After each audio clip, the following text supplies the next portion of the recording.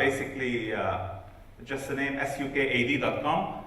You will be able to find a lot of information there. And from there, you will be able to find our knowledge portal where you can download basically quite a bit of information.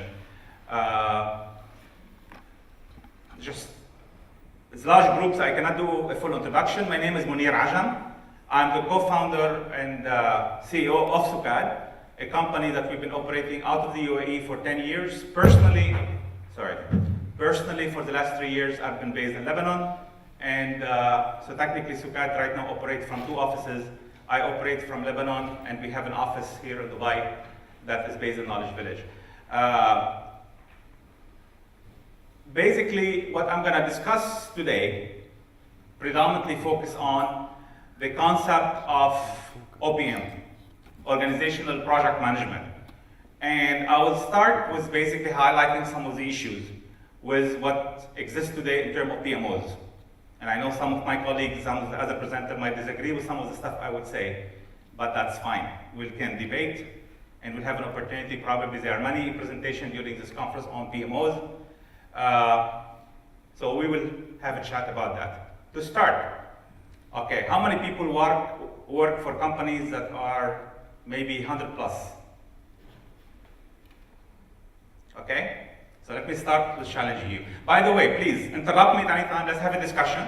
If I cut you short sometime, maybe because there are a lot of material to cover, so. You have a finance department in your organization? Yes, you work in a company that's 100 plus, right? You will have a finance department. Okay, anyone else? Companies that have 100 plus? You have marketing department? Marketing? Okay. Anyone else? 100 plus company? You have HR department? Okay. Anyone else? 100 plus? You have product management department? What company, what kind of company you work for? You don't have to tell me. For? Do you have a project manager? You have a department called project management? PMO. Ask project management department. I want to be picky with the word. Why is PMO not PMD? Why is PMO not a PMD? You have finance department, right? You have an HR department. Okay. I don't know if you have marketing. Okay. But you have IT. Okay. How come all of these are departments? When it comes to project management, is an office. Does the name make a difference? What do you think? Okay. How does a PMO work in your organization? Well, we don't have a department for PMO. Yeah, but you have a PMO. I am the PMO coordinator, but okay. We don't have a PMO department. Explain that. You have a PMO coordinator. You are the PMO coordinator. You mean you are the person of charge? Yes. Okay, but you're called the coordinator. Yes. Okay, you just chose to be my victim this morning. Directive role, yes, but it's supported and sometimes directed. You choose how your PMO works in the organization. Okay, who choose? The PMO is really, the senior management, the PMO is really a big, vast Yeah. set of functions. Yeah. Just apply what you want. But the question is, So it can be a PMO. you have a PMO, but the head person is a coordinator, not a department manager. I'm not saying, I'm not talking about my organization. Yeah, okay. PMO could be PMP. Okay. All of the departments. But that's fine. That's what I wanted to start discussing here. Okay. I want to highlight the issue here. Okay. Does the name make a difference? Okay. Okay. Think about it. Maybe we'll come back to it if we have time later in the discussion today. Okay. Basically, what I'm trying to say over here, okay, is organizations have not matured enough for project management yet. We still do not respect project management. I'm not going to talk about all organizations, of course, I cannot generalize, but in general, can you imagine your organization without a finance department? Can you imagine without an HR, IT, marketing, sales? Depends if your company does sales. But yet, you do projects. And you don't have a project management department. Even if you have a PMO, your PMO probably, talking about roles, probably its role is quite weak. Okay, again, I'm not generalizing. And I will share with you some data from surveys from PMI and other organizations around the world. Some of those people who did the surveys are here today. speaking in other events. Human system is one of them, and others, organization as well. Okay. So I want to just start with getting you to think about just the name, if nothing else, that tell us there is, I'm not going to use the word problem, but there is something to think about. Okay? Let's go on.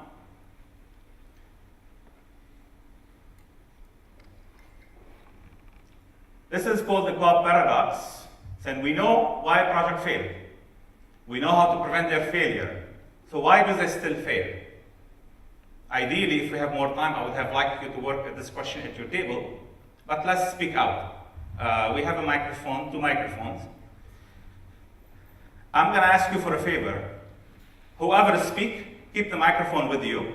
Next time someone wants to speak, raise your hand, and the person who has the microphone, there are 2 microphones, will have the job of handing the microphone to someone else. Agreed? Okay. Who wants to speak on this? Nada? I'm going to leave the microphone on this side of the room. How about if I leave it with you? Good planning. Poor planning? Good morning. Morning? Good planning. Poor planning. Okay. Why poor planning? I'm going to play a 5-year-old child. Why poor planning? Sometimes unclear scope. Why unclear scope? You know this game? Yeah, I know. Yeah, the 5 whys? I know the 5 Okay. whys. Because there is no strategy maybe or clear definition of where we want to go. Why is that? You don't have to answer, someone else can answer. Organizational problem maybe. Okay. Organizational problem? Over expectations. Over expectation, I hear here. I think the main reason is because of the lack of the project management practices. So we do lack project management practices. This is why the project fails. So is it people or organization? So, What? of course, both. Should be both. From my experience, they start all over again. There is no lesson learned. So Okay. every time like it's the first time. It's every time it's like the first time. In some cases that's fun. Yes, but not when money's involved or like time or. Okay. You don't have the resource. You do not have the resource. You know how to train. I'm gonna play the same game with you. Why you don't have the resource? You, or you have them and you don't know how to use it. Ah, that's another question. Both. Maybe we do have a resource, because I can tell you I've worked all over the world. And I've never worked with an organization, whether I was an employee or a manager or even an observer, except we complain about we never have enough resources. Okay? People might be playing, in my old days, we used to play solitaire on the computers, and now we are on Facebook, right? But we don't have enough time. So is it effectiveness? Is it role? Is it motivation? Is it process? Is it organization? Maturity of people or organization? About the business practice. The business practice. Okay, anyone else? Last chance? Okay. Yep. I mean, there are many reasons, of course. Now, if I want to answer this question myself, there are hundreds of reasons why project failed. If I can categorize them into 4 major categories, I can tell you project failed because, okay, of improper feasibilities. Organizations do not take the right time or amount of time or energy or proper planning or whatever the case to do a proper feasibility for the project. So we do project just because, or we don't do good planning. Now why? If I go back to the root cause, yes, could be individual, could be process, could be organization, could be maturity. Or we fail in execution. So either we fail in feasibility, or number 2, we fail in planning, or we fail in execution, which means all these 3 reasons are controllable. The 4th reason might not be too controllable, which is project fail because of outside condition. You know, global crisis, a war, things beyond the control of the project management organization or the organization itself. Of course, there are many subtitles and there are many root cause for these failure.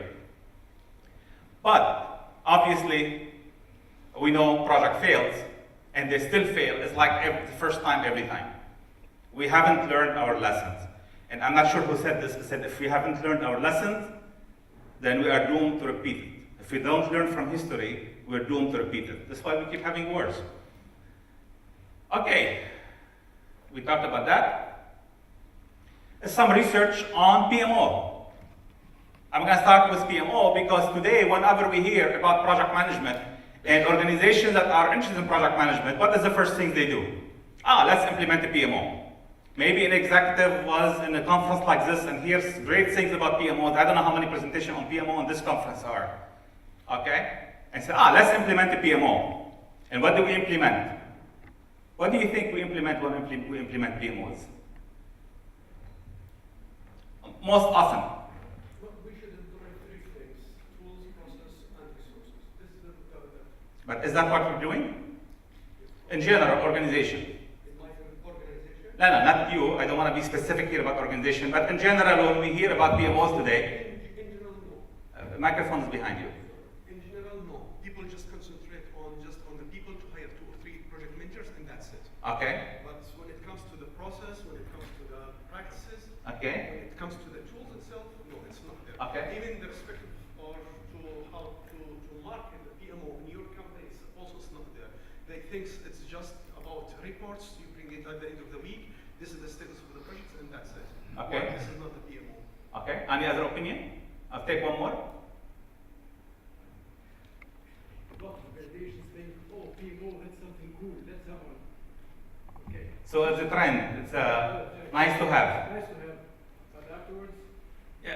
I can tell you my worst experience with the PMO.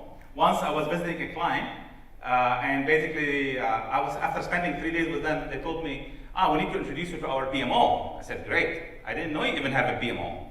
If you have a PMO, why am I here?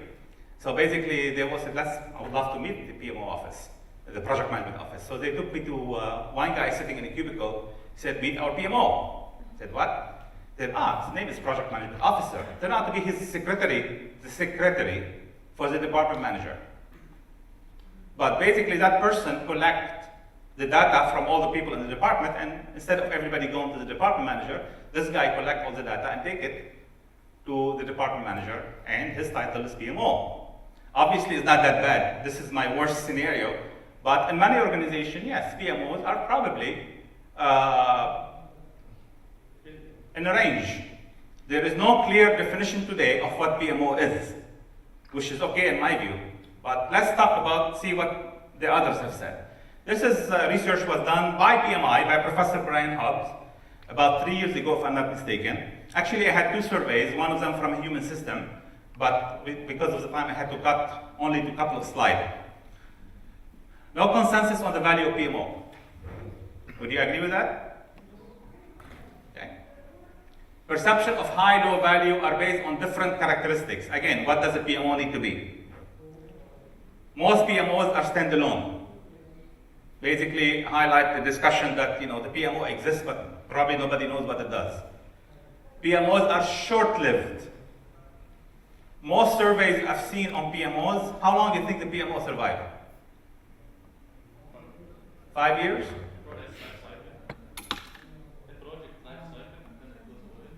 No, that's a temporary PMO. Let's talk about that. There are 2 types of PMOs. Okay, actually, there shouldn't be 2 types of PMOs, but because the word PMO is sexy, let's put it that way, trendy. Okay, there are 2 types of PMO. There are temporary PMOs, which is in my background, we never call them PMOs, we call them project management teams. Okay, these are the organization, the team that is established to manage a specific project or program.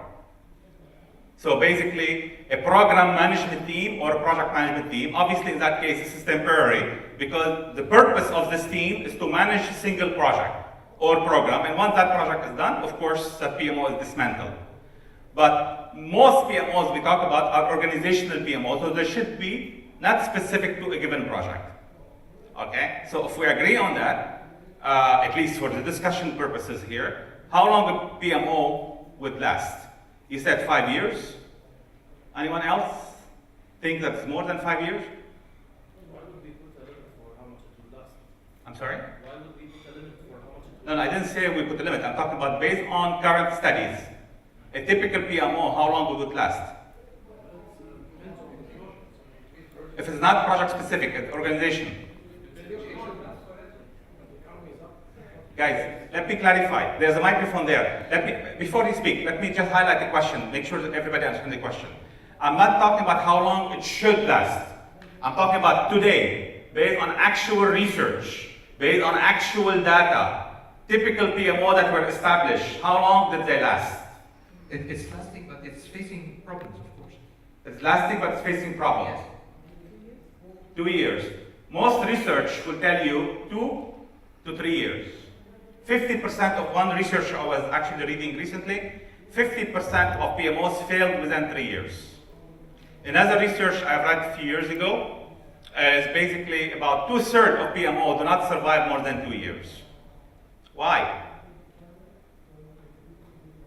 The management don't see the value of it. There is no value. So they created a bureaucracy, they created a headache, they created a police force, they created something where organizations don't see value, so bye-bye. Okay? But this is the current state of research. This is why if I go back one slide, basically this is the current state of practice based on PMO research. I'm just summarizing in these 2 slides here. Okay? So PMOs are short-lived. Why? Because they're not proving value. Something is wrong. Okay? More mandate cover either most or few projects. Okay? PMO house is a few or all project manager. Okay? This is maybe one difference when we talk about project management department. I came from an organization, we had 3,000 people in project management. We had 9 departments for project management. We had an executive VP for project management. Now, of course, that's oil and gas. Okay? We did not have a PMO. We had a project management business unit, headed by VP with 9 departments under him.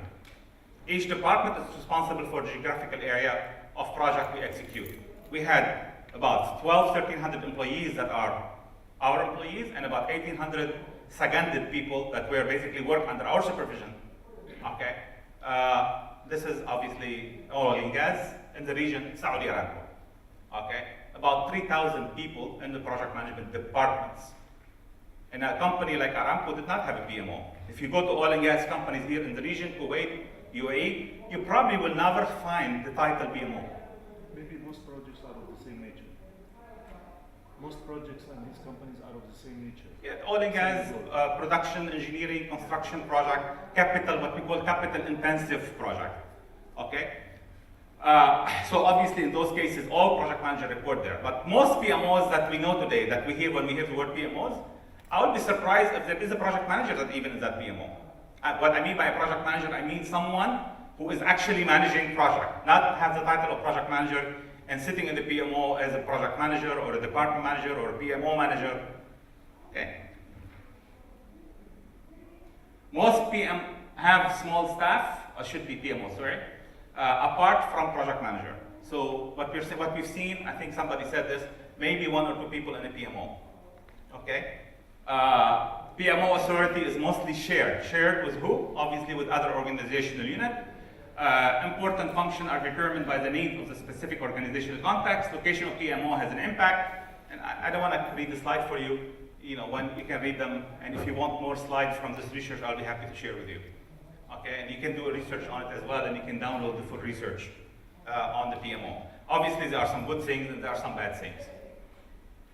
If I shift, okay, we talked a little bit about this. What do you think PMO failure, challenge?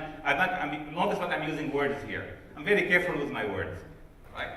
Failure, challenges, or short life? Why? You already answered. No value. Anyone else? For example, if there is any cuts of head counts, the first Microphone so everybody can hear you. if there will be, for example, using the head counts, the first thing they will look to the administration part or the administration staff, and the first thing also they will look to the PMO. So why do I need a PMO? I don't need a PMO. I just will keep the project managers, and that's it. For example. Okay. Because of they don't know the value of the PMO. Let me be a bit arrogant here for a second. Would anyone on the organization dare to say, we do not need an HR department?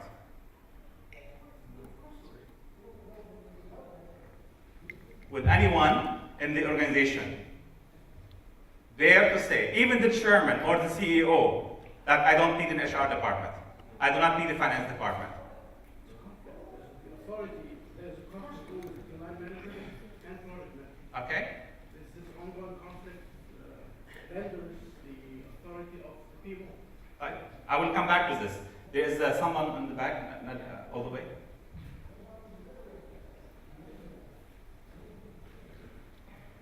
Sorry, just myself, as mentioned earlier, you mentioned about from the oil and gas, and myself, I'm from oil and gas. One of the reasons that normally the PMOs doesn't succeed actually just on that one is because of if it is a group companies under that one, each company they have their own setup and all these things. When they see the PMOs from the corporate level, always there is a resistance actually. Sometimes as a CEO, group CEO, they do a mandate for PMOs, which is to be throughout the group of companies. Let's say, for example, in oil and gas, you have refinery, you have terminaling business, and you have different.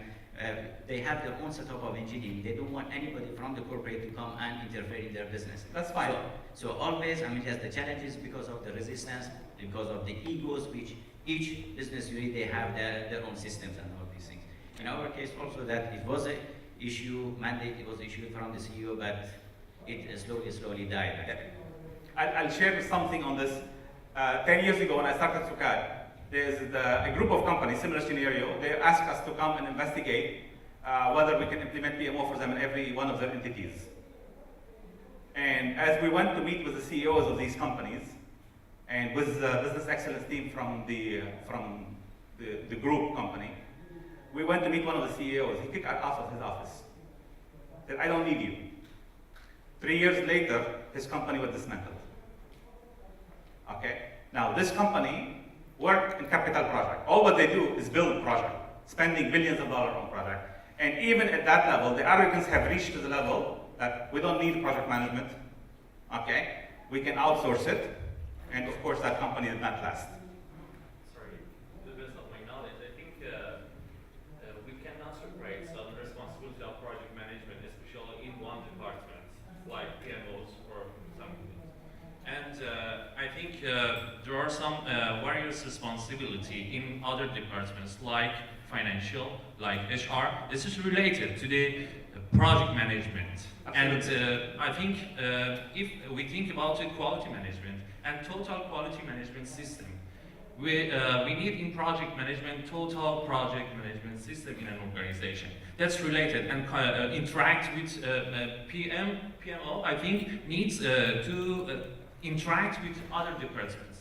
And if you try to separate the responsibility of project management, this reason is the main reason for failure of PMOs. I'm glad you asked that question, because I have misled you in a way with the word I used. I said project management department. Okay? What I mean, a project management department like a finance department. So to build on this question, and when it comes to finance, of course, not everybody that work with financial related issues sit in the finance department. You know, in the finance department, there are policies that are administered by the line manager, administered by the other department. So basically, when I talk about project management department, is to have a role, like an HR department, like a finance department that is on project management, policies, governance, guideline, across the whole organization, regardless where the people sit. So I'm not advocating that everyone who work on project must sit in the PMO or the project management department. What I'm advocating is a project management function, if you wish. Okay? That is central. Like there is a CIO or a CFO, or nowadays we have Chief Innovation Officer, Chief Knowledge Officer. I like to see a CPO role. That's the idea. Okay? So we're not advocating that everyone in project working on project. Of course, that's not possible. Okay? There are a lot of projects that could be done by the line manager, as long as the governance is done by some project management function that sits out there. So just to clarify the message here, we are not advocating one department, everybody sit there. Otherwise, guess what happened? Probably 80% of the company will sit in that department. Because I'm sure, regardless what you do in life, whether you work in marketing or sales or whatever, you work on projects. You know, I have a very small company. And my marketing team have to work on, whenever they do marketing project, they follow project management rule. So if we follow project management rule, then technically everybody is in the project management department. And that's not what we're advocating. We're advocating a function that has value and power, so no one can dare say, I do not need project management in the organization. That's utopia, maybe. Maybe one day, hopefully we will reach the stage where across organizations that does project, okay, outside the oil and gas, that we see where project management is a core function that is essential, that is not the first thing we think about dismantling when times goes rough. I just have two things to say. First of all, I like the fact that you compared the existence of project management, or the PMO, to the existence of HR and finance. And no one can say that we cannot have HR or we cannot have finance. Actually, it's kind of true, because these functions cannot not exist in any company. They are common support functions that have to exist in every company. But when you talk about PMOs, actually, not every company can have a PMO. It depends on the nature of the company, whether it's a projectized company or not. So some companies do not even require the existence of the PMO. And that's why people assume that, okay, so maybe I don't need a PMO. Even if they do need a PMO, they would assume that maybe I do not need a PMO. Because it's not a mandatory thing to have. Now that is the first thing. The second thing I wanted to clarify is that, actually I want to answer the first question you asked, why do PMOs fail? I think one of the major mistakes that usually PMO setups go through is that they do not assess the current maturity of the organization to have a PMO and what current practices exist in the company that are similar to project management, and how can I take it from there to reach the target level I want to reach. Most people who actually set up PMOs, they want to do everything from the first shot. And that's the reason that mainly they fail, right? I agree, and you will see that later in the presentation. Just a quick answer on this. This organization that hired us to do PMOs for them across their organization, they have 7 companies. And from the beginning we told them, 2 of those companies do not need PMOs. So yes, absolutely right. Not every company may need a PMO. Okay? To me, unless a company spends a lot of money on projects, okay, and you do projects, they probably do not need project management department or a function. Probably it's a waste. Probably it's another level of bureaucracy. So I'm not one of those people who advocate that one answer fits all. It doesn't. You've got to look at each situation, and later on in the presentation you will see some on this. Please, I'll take the last comment there.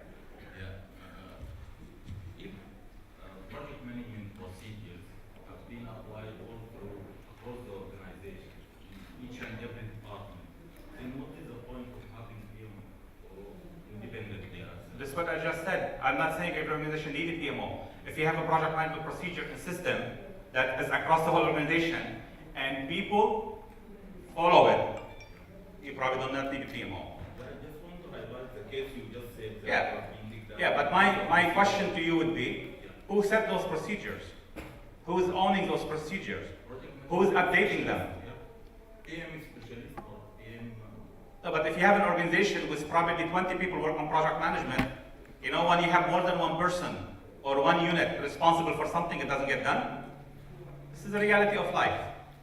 So we need someone to own, maybe a person. Basically project management could be you have one top expert in project management, and that person will own all the company process related project management, update them, maintain them, and then everybody else in the organization use them. That's fine. Remember, I'm not advocating, just be clear, I'm going to repeat myself. I'm not advocating a bureaucracy. I'm not advocating a department that has 50% of the employees in the company.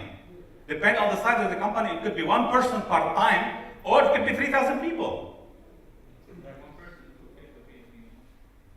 Yes, of course. Why not? Depending on the organizational context. Now, that's the question. That's where I will come to this later. Okay? I will come to on the different roles of the PMO. Okay, let me continue. Let's stay with the current state of practice, but now shift on the strategic aspect. Why strategic? Because most organizations today believe project management has become strategically important. Okay, maybe most organizations who still do not believe in project management, maybe they don't believe in this, but let's just humor me for the next few slides. Obviously, I'm of the view that project management is strategic in nature. Okay, as strategic as any other department, if not more. And I will highlight and I'll tell you why. But this is recently, PMI was the economist and Boston Consultant Group and Forrester, some big research firm. They have been publishing some short reports. So the next few slides come from those reports. One report is, you can research on this, basically the slide title is mostly the research paper. This one, Enabling Organizational Change. So this is one of the research. I forgot if it's by Economist or the Forrester Group, it was one of them. Nearly half of strategic initiatives fail. Actually, 20 years ago, I read a research by Harvard Business Review that says organizations do not have a problem in setting strategies. It's very easy to get a group of executives to go golfing somewhere for 3 days and come up with a strategic vision for the company. But when it comes to implementation, they fail. This was 20 years ago research from HBR that organizations fail in implementing strategy, not in formulating strategy. The same research that came from these organizations the last year or two, between 2013 and 14, that in a way is saying the same thing that we know from 20 years ago. Okay? So we are not learning our lessons. So nearly half of strategic initiatives fail. Successful organizations lead change through program and project management. And this is based on this research, which means we need a strategic perspective. How can we do that if our PMO is something that is the first thing to kill an organization?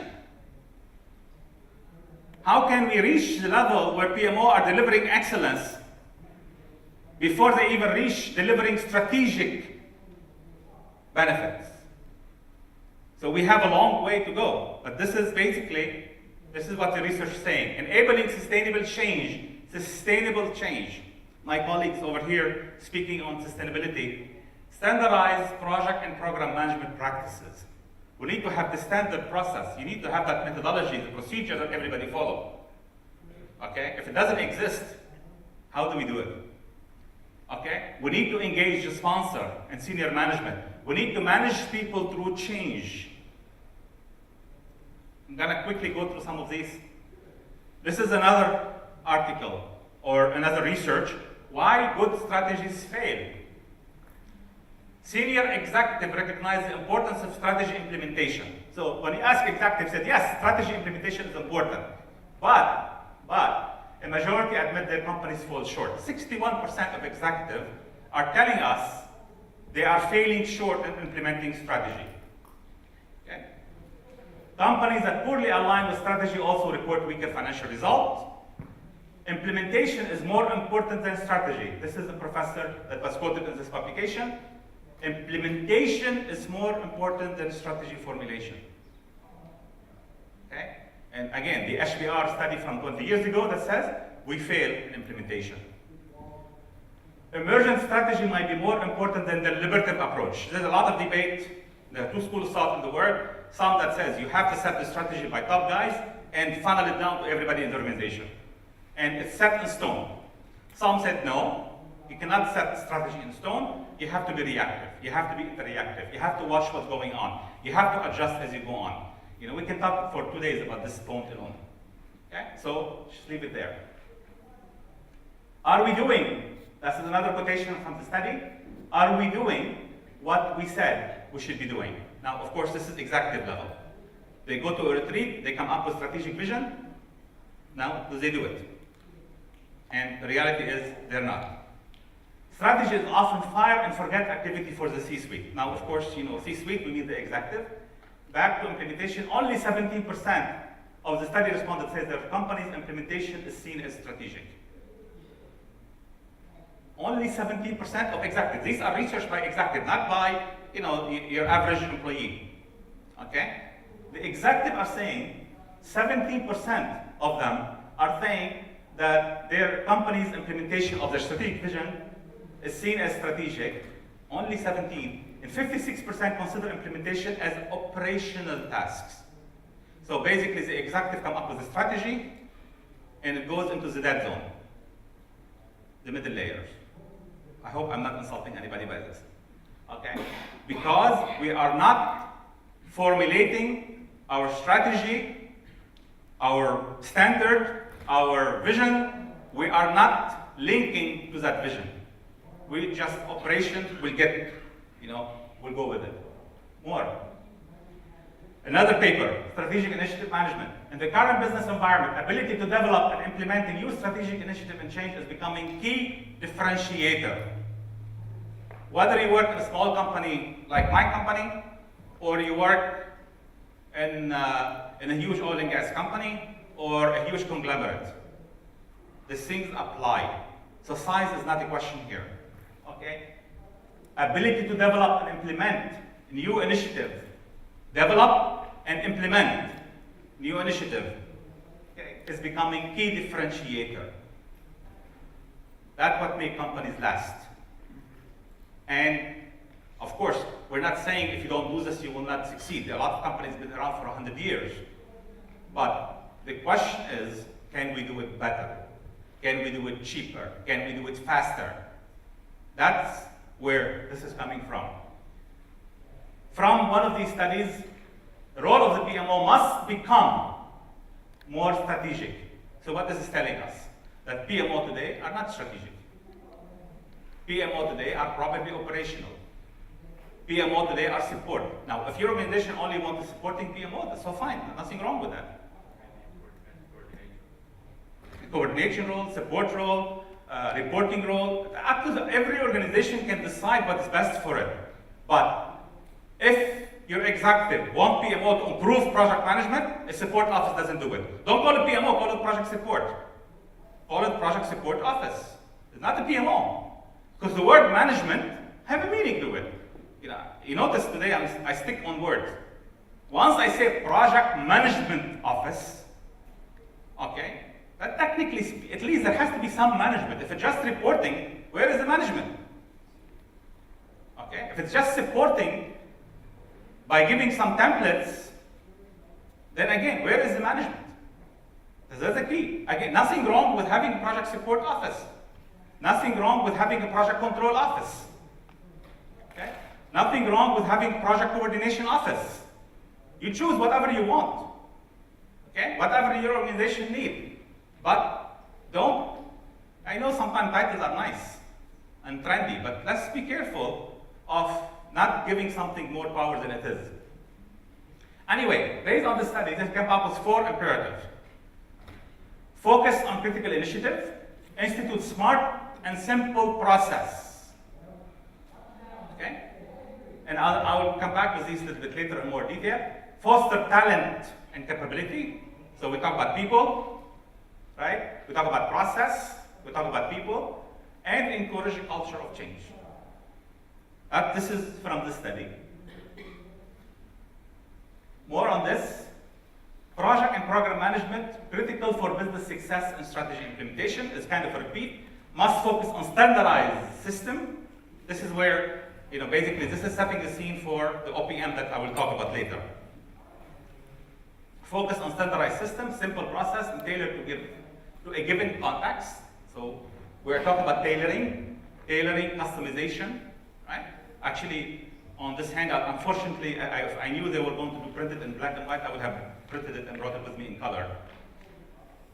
If you look on the back of these things, this is a methodology that we have developed, and we call it customizable and adaptable methodology for managing projects. Okay? So it has to be customized, tailored to a given context. I cannot come and tell you, regardless where you work, regardless what you do, this is it. One size does not fit all in project management. You've got to, even within the same company, even in the same department. I come again from oil and gas background, and small project we manage them differently than medium-sized project and mega project. Each have their own processes even. Our procedures and guidelines are different. I mean, not too different, but they are different. Because even within the same type of project, we tailor based on the need of the projects. Of course, not every project we do differently, but every type of project, it has its own process. So we need to have that kind of concept. And again, must build the capability and embrace change. So basically, this is a kind of summary for the previous few slides. Sorry. Yes? If we upgrade project management as a strategic department or appropriate a strategic role to PMO, what's the relation between, for example, HR management for talent management, as you write, and PMO and CEO? What's the relation of that? It's a tough one to answer. There are two different ways of looking at it. There are two-way street here. Okay, let's talk about HR projects. If you are an HR department and you have HR project, ideally, if they are called HR project, we're not talking about the routine operation approving, leaves and approving every day. We're talking about project for HR. Okay, they should be managed according to the principle and the governance that is set by the PMO, by the corporate PMO, if you wish, or the corporate project management function. I asked you about Yeah, the opposite. authority of this. Yeah, I'm talking about in a mature org, there are two-way street. One is HR is the receiver. Okay, HR as a function have to manage projects. They have to manage it according to company culture and structure and governance and policies that are established by the corporate project management function. The other way around, where HR has a role to improve the talent of people involved in projects. And this is a partnering role. Okay, unless HR is strategic in nature, where they have a specialist in project management sit in HR, they don't know what is the proper professional development program to establish for a project management function. So they have to work it in partnership with the PMO. So the PMO, in order to promote and develop and train their project, the people that are involved in project, whether they are project manager or support role, regardless of their role, they need to put some kind of professional development program, career path approach. Usually, the people in project management do not know HR and career paths and career framework. The people in HR know these things, so it has to be a partnering role.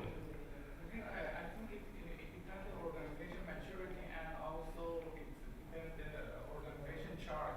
What do you think? Yeah. Because we cannot say for sure that PMO and other departments and management, HR and blah, blah, blah, blah, Yeah. can easily work with PMO because as I work in many companies in my side, many departments believe that PMO is not okay. Yeah. Waste the time, they waste the money. Yeah. Yeah, again, there's no one size fits all. And when I give an answer, I'm giving an answer of what I think is the best scenario. Okay? And by the way, when I say this, I'm not saying, let me be clear here, I'm not being theoretical. Okay? When I'm explaining, and some of the stuff that came here, is what I've learned 20 years ago in my own company where I used to work. Okay? So some of the information I share with you, I did not invent. Okay? It's come from real life companies with higher level of maturity. So the key, yes, absolutely. The word maturity of organization is important. We talked about HR earlier that is not outsourced. I can tell you the company I worked with 20 years ago, HR is outsourced. We only have few people in HR in our company. The strategic HR only. My payroll, 20 years ago, used to come from a company that is outsourced payroll, outsourced training, everything was outsourced. And this is oil and gas in the US. 20 years ago, 25 years ago. Okay? Some companies here today in oil and gas, they tell you we're willing to outsource almost anything except project management. Okay, so basically, what I'm saying is all depend on your organization and the level of project you do. Again, if your organization does project, like small project, tiny project every once in a while, you don't need what I'm talking about. Let me be clear from now. I'm telling you right now, if you work in a small company, okay, personally, I have a small company and I do what I preach. I practice what I preach. But not every organization probably have a level of maturity in project or project management or enough expertise to justify having a projectized environment or having some type of organization. So it's up to you. But if you work in an organization, even if it's large, but most of your work is not project, it's typically operation, service oriented, maybe, and I say maybe, although I'm not believing what I'm saying. Okay? Because I believe any organization today, any organization, believe in project management. You know, one thing I'd love to be able to do is to have project management, introduction to project management as a core course in every university curriculum, regardless what major you study. Okay? Because whatever you study, business, HR, finance, computer science, IT, computer engineering, civil engineering, pharmaceutical industry, you are going to work on project one time, sooner or later in your career, if not soon. So introduction, at least an introduction to project management, not a scheduling course, because some universities offer a scheduling course. Anyway, I don't want to sidetrack too much. Again, let's go focus now, start to shift the discussion from, okay, where is the problem today? The problem are projects are failing, and they still fail at a high degree.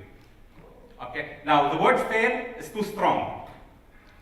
Okay, so when we say the word fail, it could mean challenge. That means projects are complete, but maybe not maximum potential, or maybe not optimal solution. So they are finishing, maybe with some problem, maybe with some defect, maybe behind schedule, maybe over budget, although projects are fail. So we consider those, some people call them challenge projects, so in order not to use the word fail.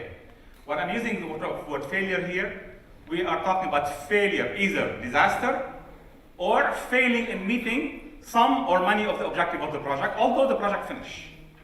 Okay? So basically delivering less than optimal solution. And what we want to drive is a mindset. We want to drive a culture of delivering excellence. Total project management, if you wish. Like total quality management had become, you know, the key phrase 20 years ago. So what do we need? PMOs. Well, we just talked about PMOs. And what we said, most PMOs are failing as well. Failing to the degree where no value, so we dismantle them 2 years or 3 years later, or they are not delivering improved performance on managing projects. So they are not delivering to their mandate, or maybe if their mandate is only support, that's fine. But I'm talking about the PMO, the project management office.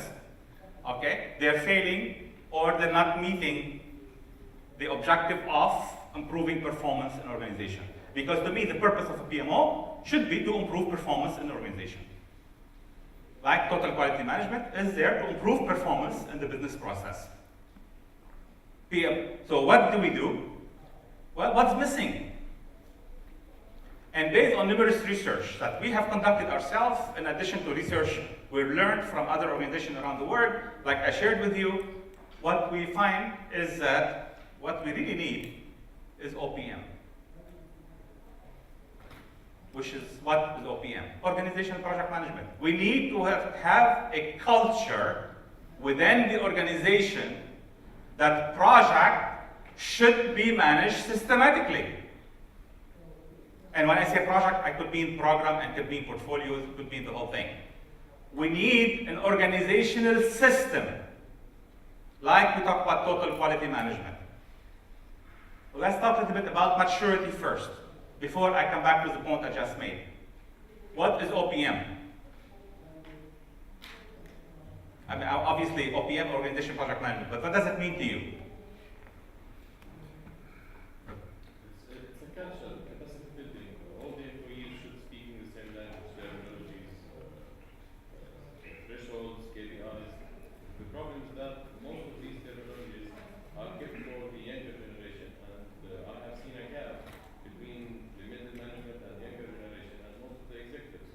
Okay. So it's a matter of spreading the culture, spreading the Okay. terms, the science. It's a science. Okay, good. Anyone else? It's a fundamental shift that should cut across the boundaries of functional areas inside the organization, each having understood what are the CSF's critical success factors, and based on that we have KPIs, and those finally translate to the organizational objectives. Okay. Through project management. Okay. One more? It could be integrating project management inside the rules and regulations as well as the policies and procedures. That's a key word there. integrating project management in everything we do. I rephrase what you just said slightly. Okay? I think we need a comprehensive and integrated project management system. And in this pattern, I think OPM flow all the process related to project management in all departments. Yes. Not also OPM means project program portfolio, but also included organization changes as well as culture, organization chart, and PMI and also. Agree? Anyone else? Okay, more question? Just want to go through some question. What does it include? In a way, we talked about culture, enable, capacity building, KPIs, critical success factor across organization. So we did cover this. How is OPM related or different from a PMO? That's the question. It's not standalone. Sorry? It's not a standalone function. It's not. So basically, in your view, PMO is standalone function. This is how it's used. Yeah. Yeah, I mean, you're right. In general, that's the current reality. PMO often enough is perceived as standalone. Some people perceive it as a police force. Some people think it's just another layer of bureaucracy. And maybe there are so many names that we cannot even politely say today. I think OPM should be an objective for the PMO. Okay? Yep. I say that usually slightly differently. If we're going to have a PMO, not a PM function, because I don't believe in PMOs. I believe in PM function. The PM function will own the OPM. Will own the OPM as a system. But then the culture, and you remember some of the research that says we need to lead organization through change enablers. So the PM function, the corporate project management function, can drive, which if you want to call it PMO, can drive OPM across the organization. The science piece of it, okay, you mentioned science, the art piece of it, and in my view, I like to use the word the psychology piece of it. So technically, if we have a corporate project management function, that function should drive OPM in the organization. How is OPM related to project management methodology? Obviously, anyone? Please. The microphone, because so we make sure we all hear you. Yes, I would like just to elaborate on the previous question, OPM. Yeah. There are some definitions for the OPM, which is it is the combination of the portfolio management and the program management and project management. Correct. How does that fall within whatever you are just explained? Correct. But the question of what is program management? Programs are usually strategic initiative, collection of project, and portfolio is the same way. So when we talk about organizational project management, we're talking about how does the organization manage its project, program, and portfolio. Okay? Obviously, depend on the nature of the work. If you have project, then the OPM will include project management methodology. And if you do program, the OPM would include the program management methodology. And of course, you have the portfolio management methodology as well. So technically, whenever you use the word project management in the context of this discussion today, or OPM, we are talking about project, program, portfolio, PMOs, maturity, all of these combined. OPM is the organizational project management system. That's how the context of my discussion today. So it should own the portfolio management, it should own the program management, it should own the project management in the organization. Yes, please. Normally what I have seen from the project portfolio management in some companies falls under the group finance of that organization, which is a little bit weird actually, just look at that one. Yeah, I mean, portfolio management typically, if it's done well, is usually linked between two major organizations today, if there is no OPM, finance and strategic planning. So what we say, if we do have a corporate project management function, it should own it. In collaboration with strategic planning and with finance. Because finance is the one who set the budget, and strategic planning is the one who puts the long-term strategy for project and program. Yeah. So it should be quite integrated. Okay, maturity. When you talk about maturity of practice in project management, typically we talk about organizational maturity, And obviously, we don't have enough time to talk about maturity today, but I just want to highlight a couple of slides. Higher level of maturity typically mean better project performance, better in terms of cost, schedule, quality, and you name it. There has been many research on this, and I'll share with you a couple of them. Maturity is linked to standardized approach. So the higher maturity is organization, that means you have formalized system, procedures, guideline. Going back to the question you raised, project manager have a system, and they follow it. I'm emphasizing this. I've worked with huge organizations in the region over here, and they told me we have wonderful system and project management manual that probably is this thick, but when you sit down with the project engineer and project manager, they don't even know what's in it. Okay? So that means we have created a book that sits on the shelf collecting dust, or something in the shared folder that nobody knows it existed. We have to implement. So we need to have the simple integrated process. OPM is to build and sustain the approach. And that's the title of our workshop today. Building and sustaining project management. Because we can build it, you know, I can tell you most organizations today, they go hire a consultant, they build their OPM or they build their project management methodology, they leave, 2 years later, it's lost. So we don't want to build, we want to sustain. Let me just go quickly. This is a study was done at my ex-university on project management maturity. Usually we do it on 5 levels. Most models out in the market today that measure maturity, they talk about 5 levels. The names are mine because each organization have a different name for this. Like at the very beginning, you have an awareness about project management, then you learn project management, then you apply project management, you improve and you excel. Ideally, you know, I don't know how many people are there. Probably, I've never heard of anybody that's level 5 yet. But again, there is no single model out there. But I think we would agree that as the organization adopt project management starts to become a culture. We have a procedure, we are learning, people know about methodology, process, how to do things, we can expect performance to improve. Would we agree with that statement? Okay. It doesn't work. It doesn't work. This is why actually if you want to make, you know, when you are going, I'm sure when you go through the slides, slide by slide, you will say again, nobody is implementing it.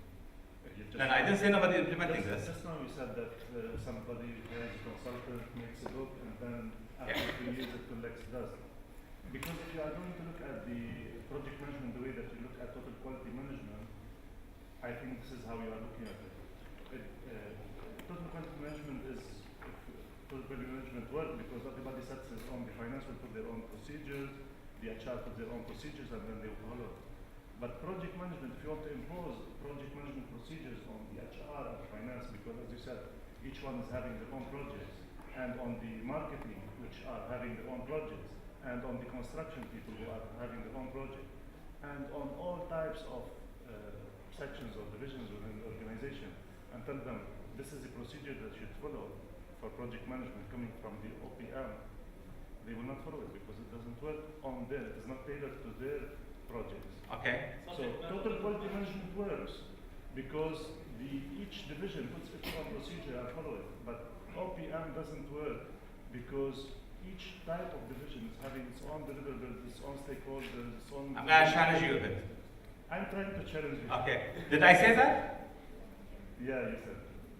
What did I answer you on HR, on when we talk about HR and career management? As my friend said, for me, OPM is like total project management system, like total quality management system. When we are talking about HR department in a project-based company, own process is just served for project management, better project management service, I think. When we are talking about finance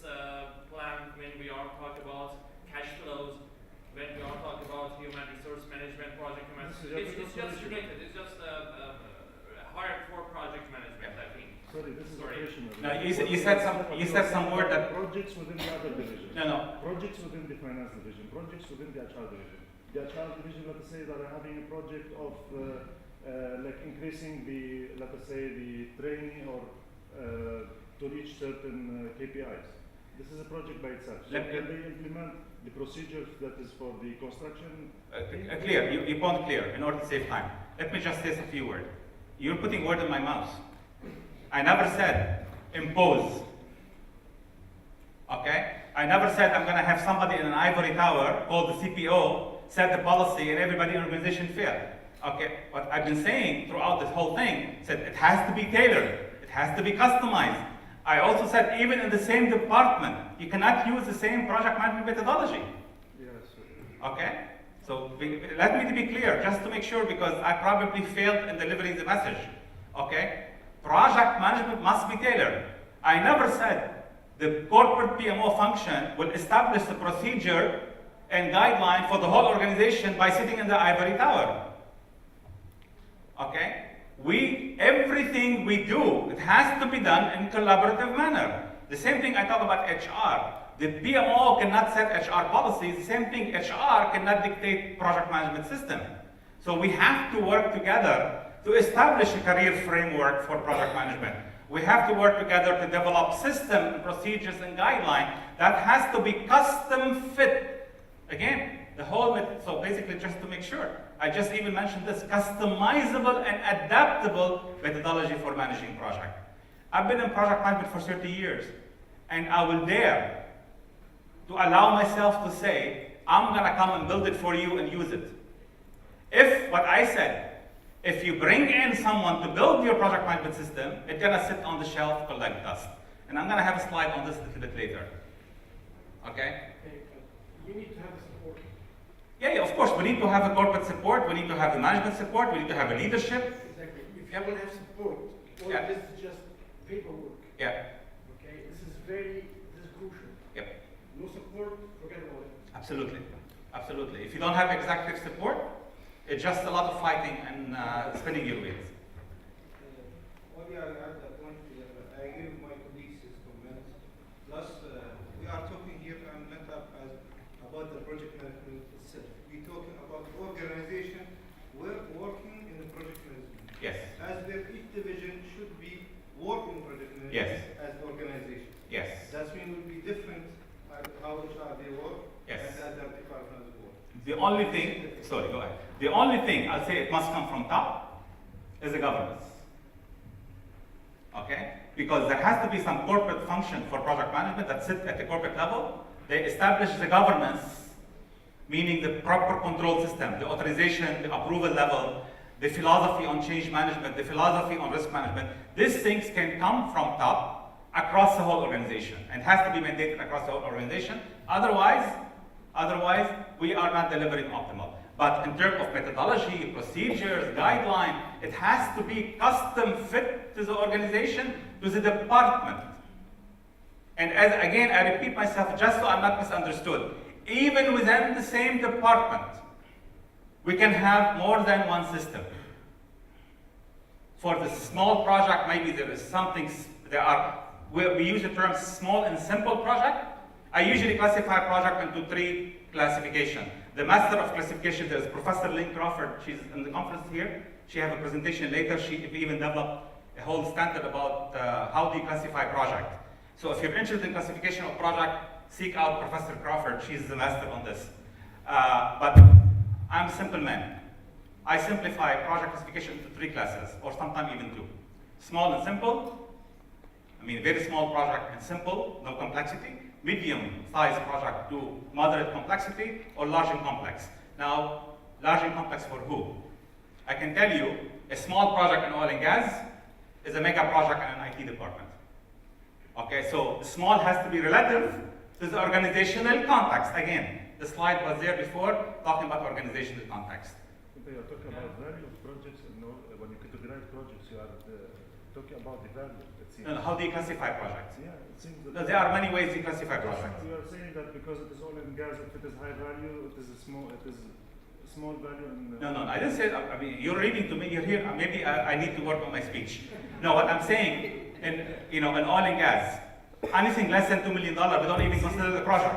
See, again, you are saying that the value of the project, and then you are putting, if it is less than a certain threshold, you are considering it as a small project.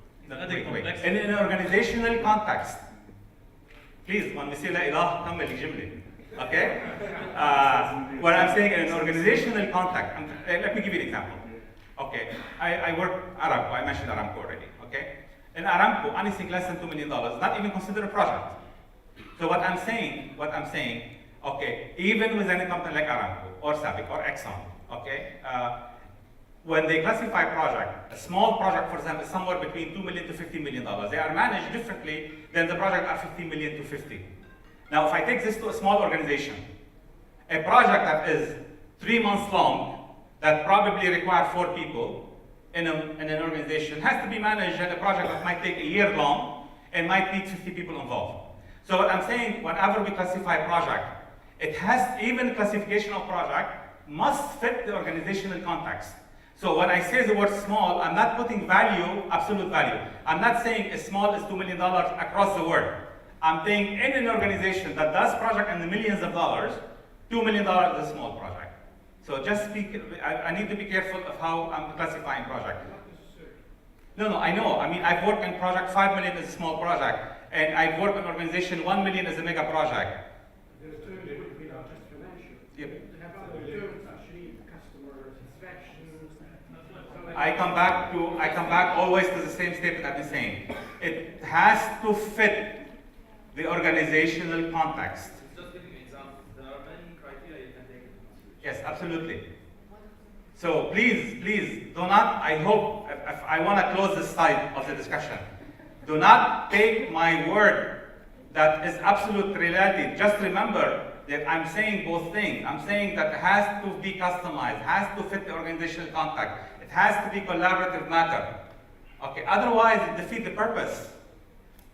Even on project, if a project manager, I can tell you, even the people I train in my small organization, a marketing person, if the project manager are going to do the plan, I'll just tell you a story happened with me last week. One of my guys came to me with a project plan for an event we want to organize.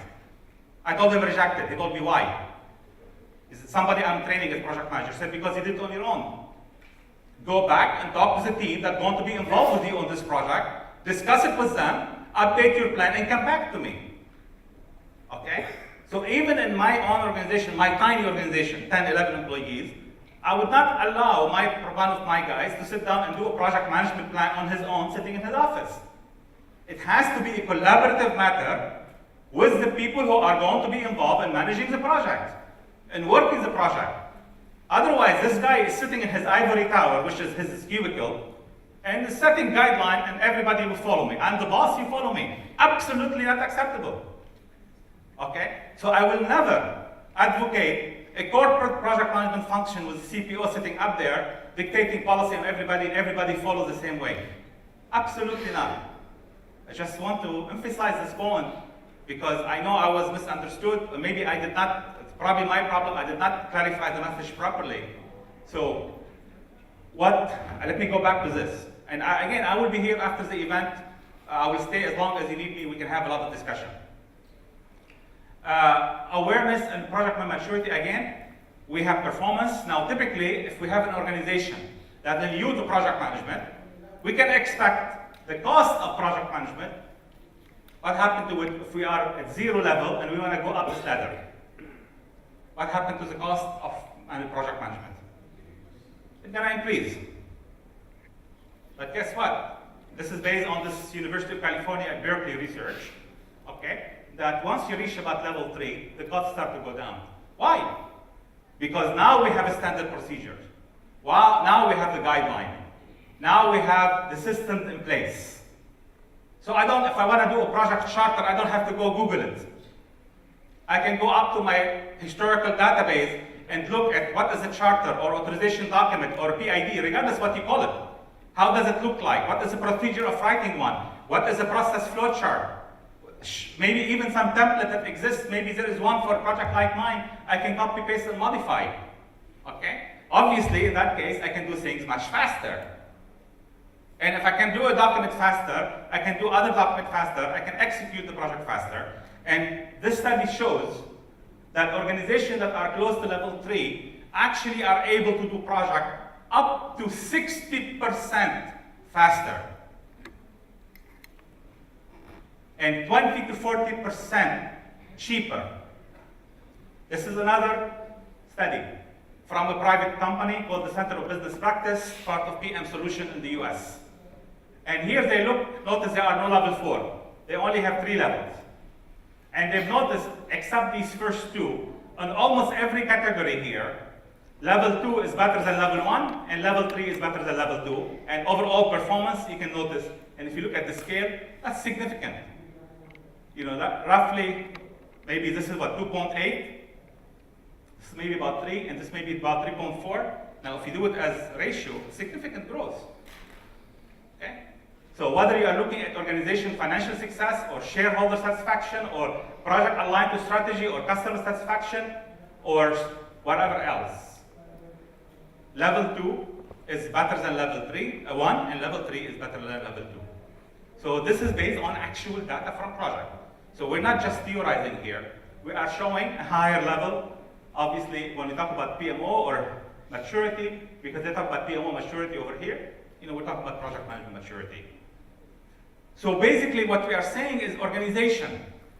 Then when we look at real data that have higher level of maturity, they are performing much better than others. And so that's the call to action for us.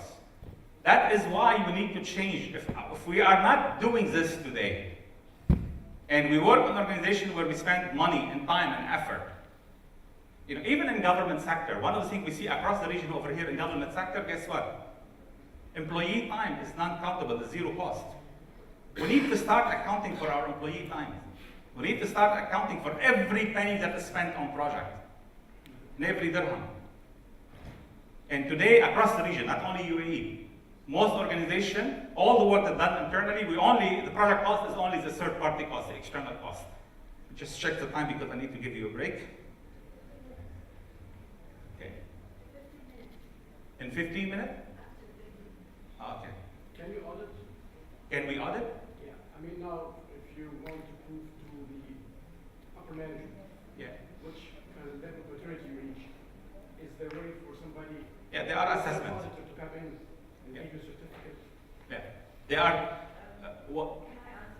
Absolutely. In our organization, we have something an external auditor comes in audit project management area, whereas they come into you as project manager and they have a list of documents that you need to provide on the spot. One of the documents is PIP, one of the documents is business case, one of the documents is PO document. You need to be able to provide this all based on the level of the amount of documents you can provide. Means that either you're being audited correctly or you're not doing your job as a project manager. So we as a company have that. Yeah. So maybe you guys can. Yeah, let me. Different than project management. What is it? Yeah, it's quite audit for project management. I'm talking about auditing of the PMO maturity. Yeah. So this process has been, you can say, pushed by our PMO office. Because in our case, in our company, we have the PMO office and then we have the domains. Our domains have their own project managers, their own contracts. We all report to the PMO. So it's pushed by the PMO tailored as a process, audit process tailored for project management. Let me build on that answer. In IT, there is something was developed years ago called CMMI. Now, CMMI is mostly a global standard. Unfortunately, project management today, there is no one standard that is very common. Like I just showed you 2 standards here. These guys have their own maturity model. UC Berkeley have their own maturity model. And there are probably 10 maturity models out in the industry. Okay. So one of the problem in maturity management assessment, if you're looking for a number, if you're looking for a number, one of the problems today is there is not one single organization or single standard that apply globally for project management. So if I come and do an assessment, not Munir, if I bring in someone to do an assessment for you on, let's say, the Berkeley model, your score would be comparable to all the companies that were assessed or audited. The term we use assessment. Okay, they assess you based on their model. If these guys come and assess you, Okay, they will assess it by their own model. So they will compare it to your database. If you're interested in this, I think you need to speak to this other speaker there, Alicia Atkins. She used, or I think she still is, with a human system, and they have their own proprietary also maturity assessment models. One problem though, okay, and I'll warn you here to save you money. Many organizations are starting to work on project management and they want to do an assessment. I would say save your money. Because they're gonna tell you what they're gonna tell you. You have gaps, significant gaps all over the place. So why waste your money? Okay? If you start to implement project management system, probably in your organization you've been doing this for a while, then you have systems in place, then yes, you have something to assess. Because they're gonna come and ask you exactly, you know, you said you know how to do, you do a charter or project authorization, show me the procedure and the process for it. Prove to me, because in audit they need to prove, right? Okay, so unless you have these systems in place, they're gonna come and tell you, oh, you have a gap here, and you have a gap there, and you have a gap there. You spent $20,000, and at the end of the day, they're gonna tell you what you already know. I mean, I'm talking, you have a roadmap. Yeah. Maturity. I just want to say, okay, Yeah. I reached this level of maturity, 1, Yeah. 2, 3, 4. So Then, unfortunately, you need to pick a company, and the company will assess you against its own database. There is no global database for that. Okay? You have a checklist for project management? This is top level. checklist in terms of You don't have? what you mean in terms of what? Checklist. I have processes, I have templates, and I have business case, so there are some stuff. Yeah. But again, what I'm saying is, if you do have something you feel that substantial, not significant, not high level necessarily, then you might, it's worth it to get an assessment. But if not, if you're just starting or you have some thoughts here and there or some practices not well documented, don't waste your money. Build it and then bring in someone to assess you. What I'm going to share with you, actually our own maturity model. But this is not designed to assess. It's designed to help you build and sustain. You want to assess, we can assess, we can bring in, do other assessment, but again, unfortunately, that there is no single kind of an organization that standardized assessment across the board. Excuse me, there is of late, ISO has come out with 21,500. Yes. That is specific to project management. And that's built on Prince2 and PMI. Yes. Together on a broader level. And IPMA. IPMA. It will not check the maturity level as CMI does. It's not designed for assessment. Exactly. It's designed for audits like 9001 and... No, it's not designed for that. 21500, and now they are doing one for program management, yes, is designed as a general knowledge standard, not as an assessment standard. So it's not like 9000 or some of those when ISO can come and assess you and certify you. Unfortunately, ISO doesn't have anything for project management for assessment purposes. They also have 31000 for risk management. Okay? But they don't have anything that for project management, ISO doesn't have any assessments.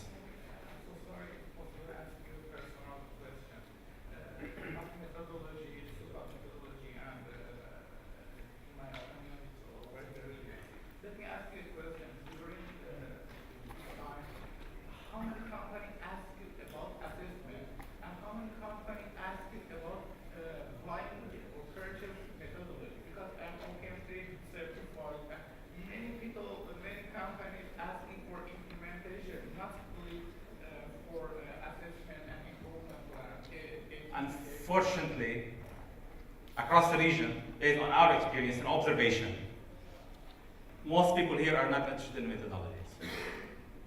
They're only interested in PMP certification, let's face it. The vast majority.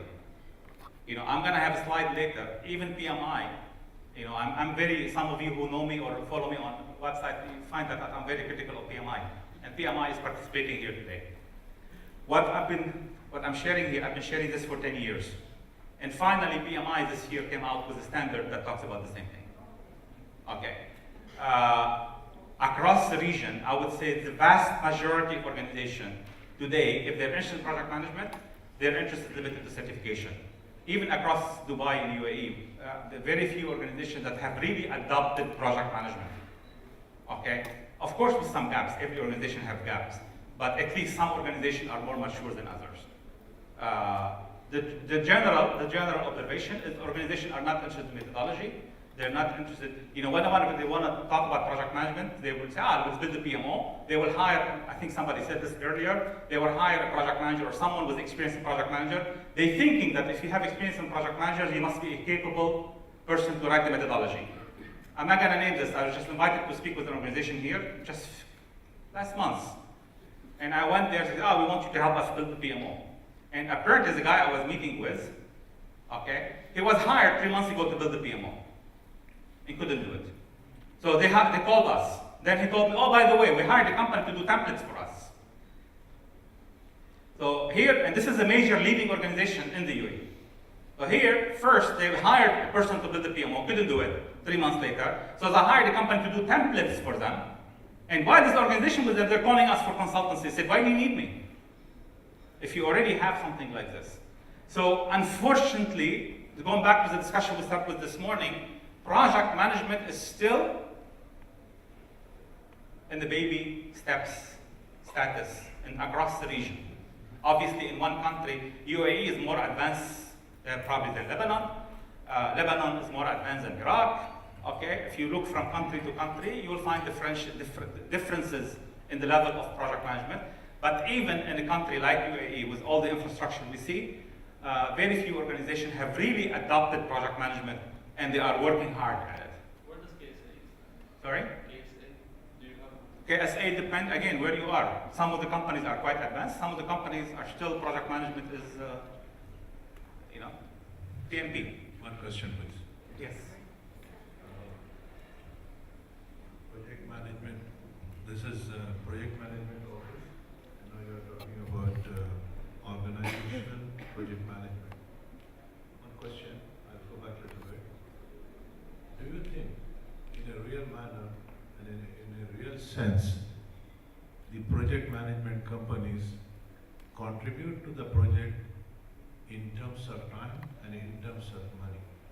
I'm talking very pragmatic question, because if you go back just 10 years in the same place, or 12 years back, there was no trend of appointing the project manager, whatever is the size of the project.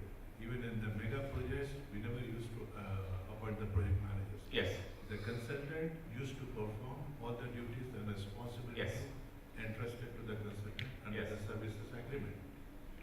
And we used to see, I'm very poor in this country, the performance, the quality, and the people who used to work on the projects was far better than the people what we have, the quality of the people what we have now. And realistically, we have been finding that appointing a project manager's company, or rather delaying the project, they are working more or less like same thing what consultant is doing, they are duplicating, so one more layer comes in between, which what you call consumes more time to deliver the products. My question is, really, is these things are pragmatically contributing to the project in terms of money and the time? Because now you're talking about PMO, now you're going to another step ahead, organizational project management, which I perceive is just an arm of the project management office. Same thing, the project management office can be expanded or can be further elaborated as an organizational structure. One clarification, it's not an arm, okay? It is a part, remember OPM is a system. Okay, it's a system, procedure, policies, governance, guideline, okay, that must be established, managed, and sustained by a corporate project management function. So let's call it PMO for the discussion today.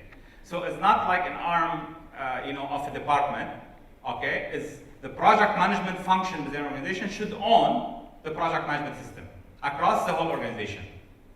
In collaboration, in order not to be misunderstood, in collaboration, of course, with the appropriate department, because one size does not fit all.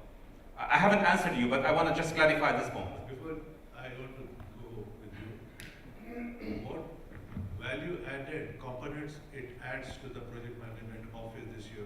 Well, in order not to theorize for you, I'm showing you data. Okay? I don't know if it is, I'm confused between this topic and I'm presenting on a couple of days from now. I have a slide, I don't know if it's here or there. So I'll mention it and if it's here, we'll skip it. I think in 2006 there was a conference, or 2008 conference, and one guy from Siemens. Anybody from Siemens here today? You work with them as well. And the presentation from Siemens, they talked about project management and the value of project management for them. And they have invested heavily into it about 10 years ago, before the presentation, so probably 14 years ago. And what he said is basically half of Siemens revenue, which is in the billions of dollars, and we all know Siemens is all over the world, is contributed to project management. Okay? The data I'm showing you only two data points. UC Berkeley is only the #1 university in the US for engineering.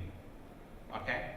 And their maturity model by Professor Ibbs and others that shows clearly, based on actual data, not on some PhD research, that project, and there is a booklet on this called The Value of Project Management. You can actually find it, and you will find they give you percentages of maturity of how much project management has contributed to organization.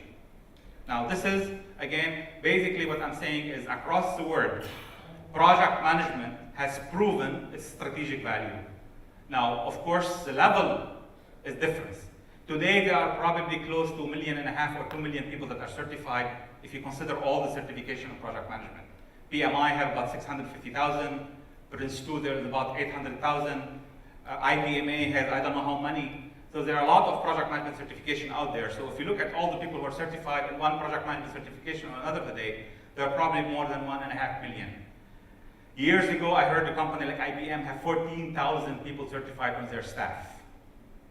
Okay. The organization I came from a long time ago doesn't believe in external certification. We used to have our own internal program, which is a 10-year development program. 10 years. Okay? So the level of organizational maturity vary all over the world. Now, if I want to bring it back to the region over here, I'm going to say something I might upset some people in the audience. But I've been known to be very direct. What we are missing today over here is a national policy for project management. We still, even by rules of government, most major projects, I'm talking about in the infrastructure, major project, oil and gas, real estate, are managed by what we call PMCs, like what you mentioned, external consultant. I have not met a single organization, whether they are client or not, who have not complained about those PMCs. Yet, we continue to outsource our project management to external companies. Just 1 second. I'm going to go back to the gentleman, something said earlier. We need to build the capacity. Organization in the region need to build that capacity. Again, if project management is not a core function for you, outsource it. Okay? Many of the organizations around the world today, when they talk about outsourcing, they look at, is this function, whatever it is, HR, finance, IT, is it a core function? If it is core function, you don't outsource. If it's not a core function, outsource. Okay? Project management, unfortunately, is not a core function yet, so we continue to outsource it. And we outsource it, and unfortunately, the failure rate is still high. I one time went to an organization and said, I will be willing to put my whole organization to work for you for free if you give me % of what I save you. Not % of what your income, of what I save you. There is no proper evaluation being done at the end of the project. No. To assess, okay, the appointment of the project managers costed so much amount, and what is the saving the project managers have really contributed to the project. Look, this doesn't happen. The client, what he feels, fine, if they are bad, we'll go to another project manager for our next project. This is the thing. Unfortunately, what I'm saying is that we have many organizations over here, across the board, we outsource project management, but we don't take the time to build the capacity in-house. So if I don't have the skills, and I'm gonna hire you as a project management consultant to do for me, or project manager to manage my project, how would I even know whether you're doing a good job or not? I mean, I'm telling you, I don't want to name names. I have not met a single organization in the UAE or Saudi or outside that have used these global companies to manage their mega project, and they don't complain about them.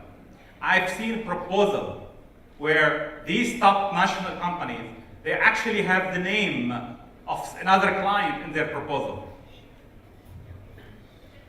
Okay.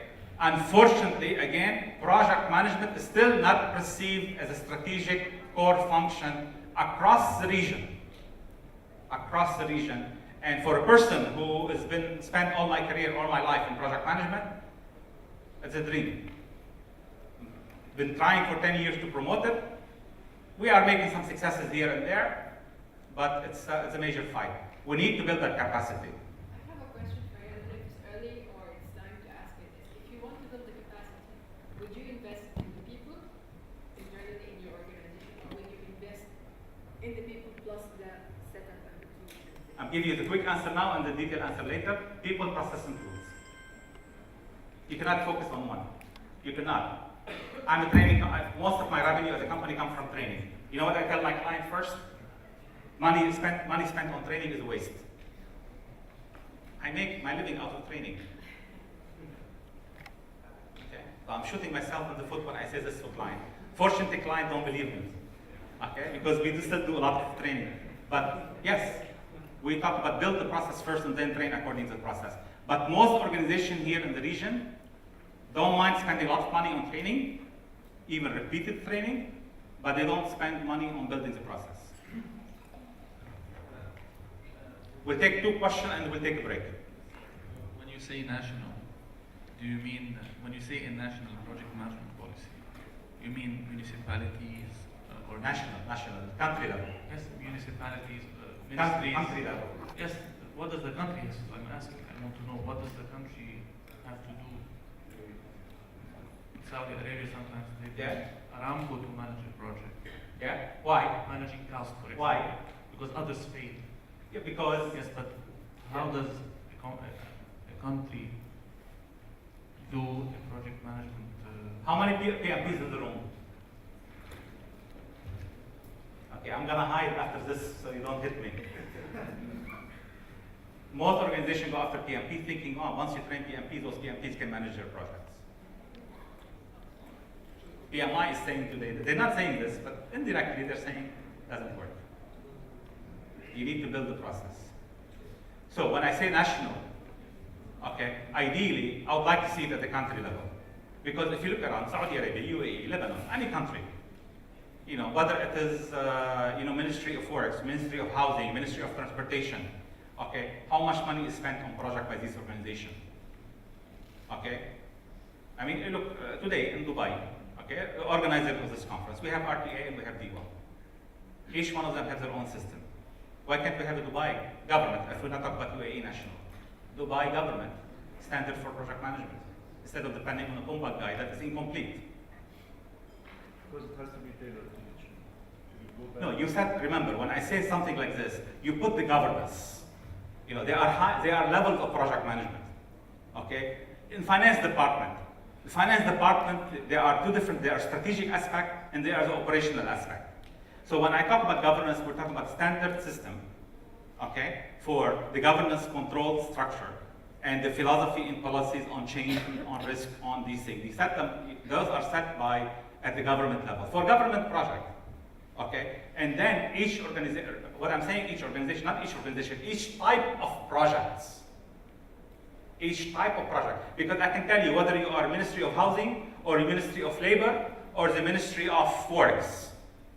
You have capital project, you have construction project. What's the difference between building a road, okay, and building a building? There are a lot of common principles. So typical, when we say customize, you can customize to the type of project. So similar type of project, regardless by what ministry are done, they should be done according to the same standard. This is what when I say to fit the organizational context, we're talking about organizational context and the domain and the type of project of work, right? A marketing project is a marketing project. I'm talking about within government or any type of project. That's what we're trying to advocate. We're not saying, let me again be careful, I'm not saying that has to be one standard detailed procedure with process map that fit the culture from top to bottom. No, there are some guidelines established at the high level.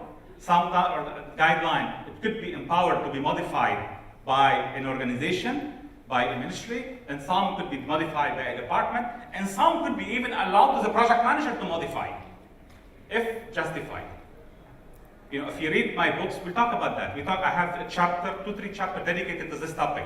And what we say is that it has to be customized. Even the project manager will have the power to recommend change. So if I'm working as a project manager and my project has some unique feature does not fit the company methodology or policies, I don't have the power to change it on my own, because otherwise you created chaos.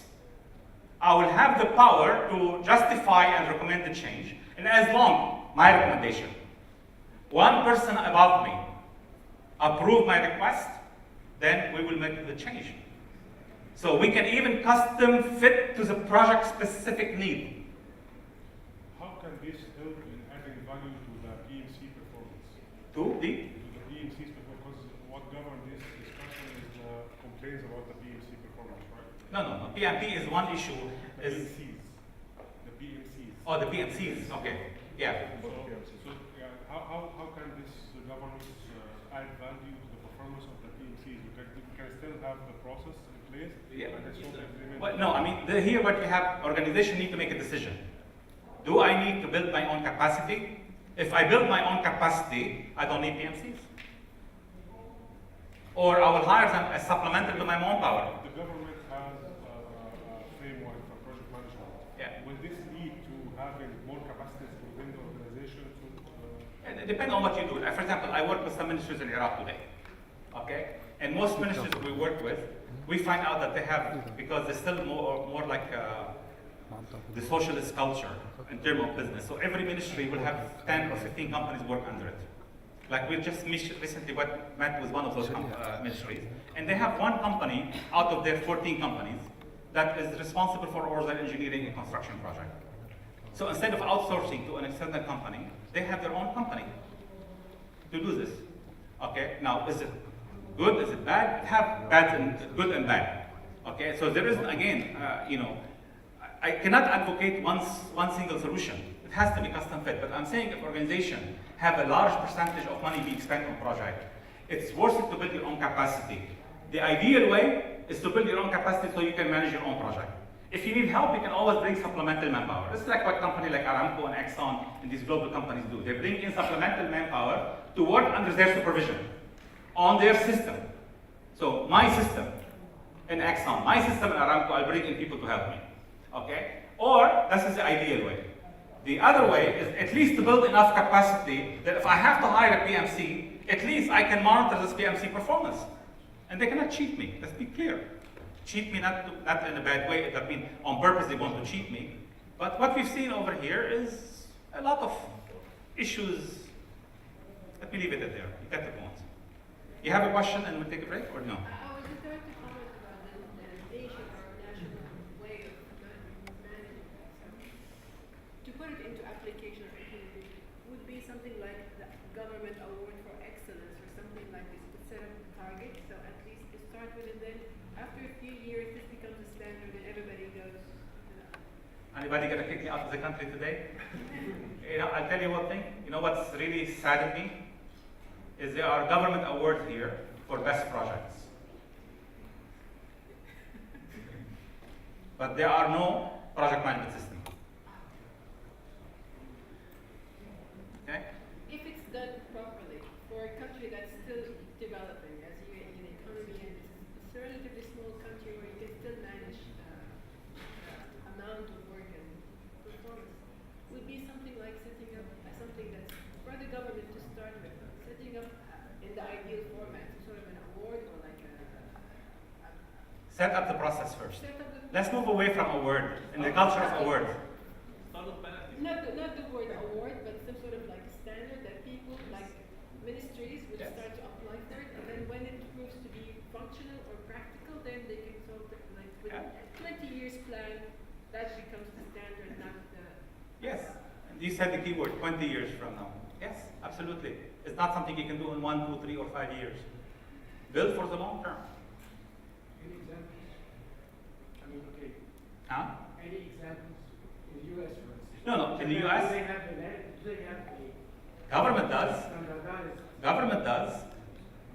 Okay? I mean, not every, remember, national government.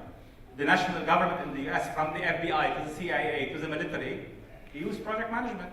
Yeah, they use. And who invented most of the project management today? We owe it to the defense industry in the US as a government. Yes, but it's the national policy.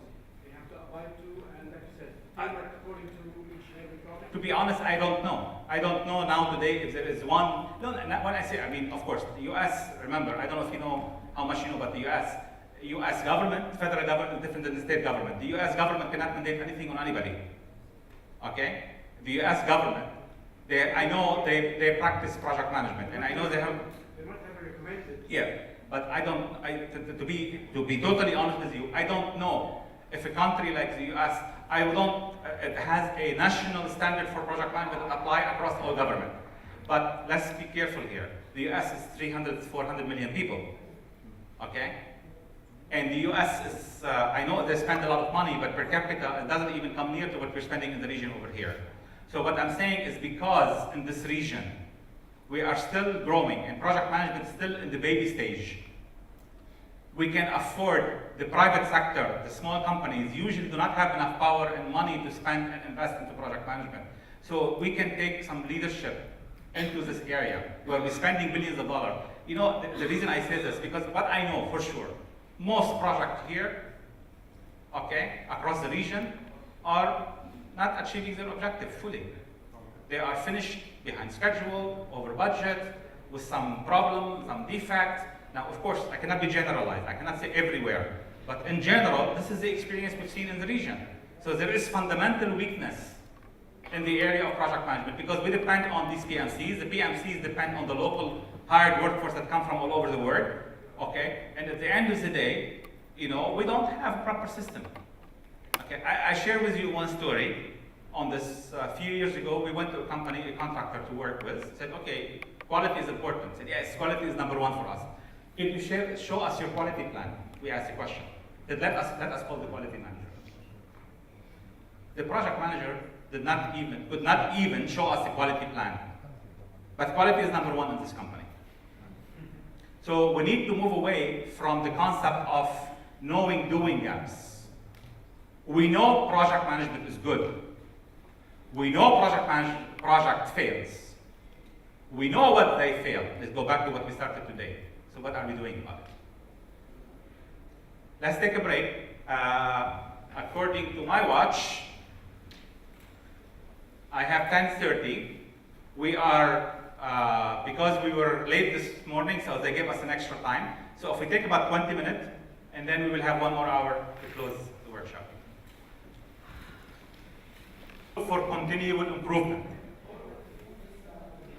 So when I critique a little bit, the purpose is to always look for continual improvement.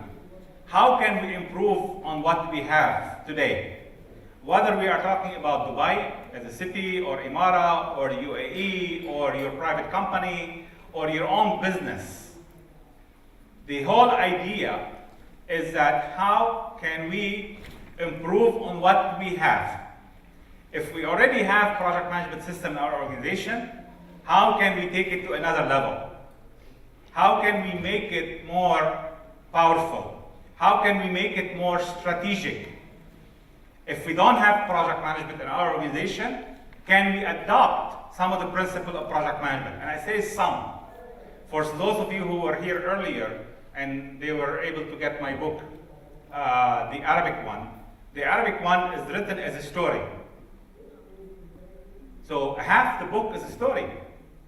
I'm telling you stories, nothing to do with project management. But we explain a simple methodology in a story format. Like a bunch of friends sitting together at dinner, walking around the villages, speaking about project management. And the reason we did this is to introduce project management to an audience that doesn't have experience in project management.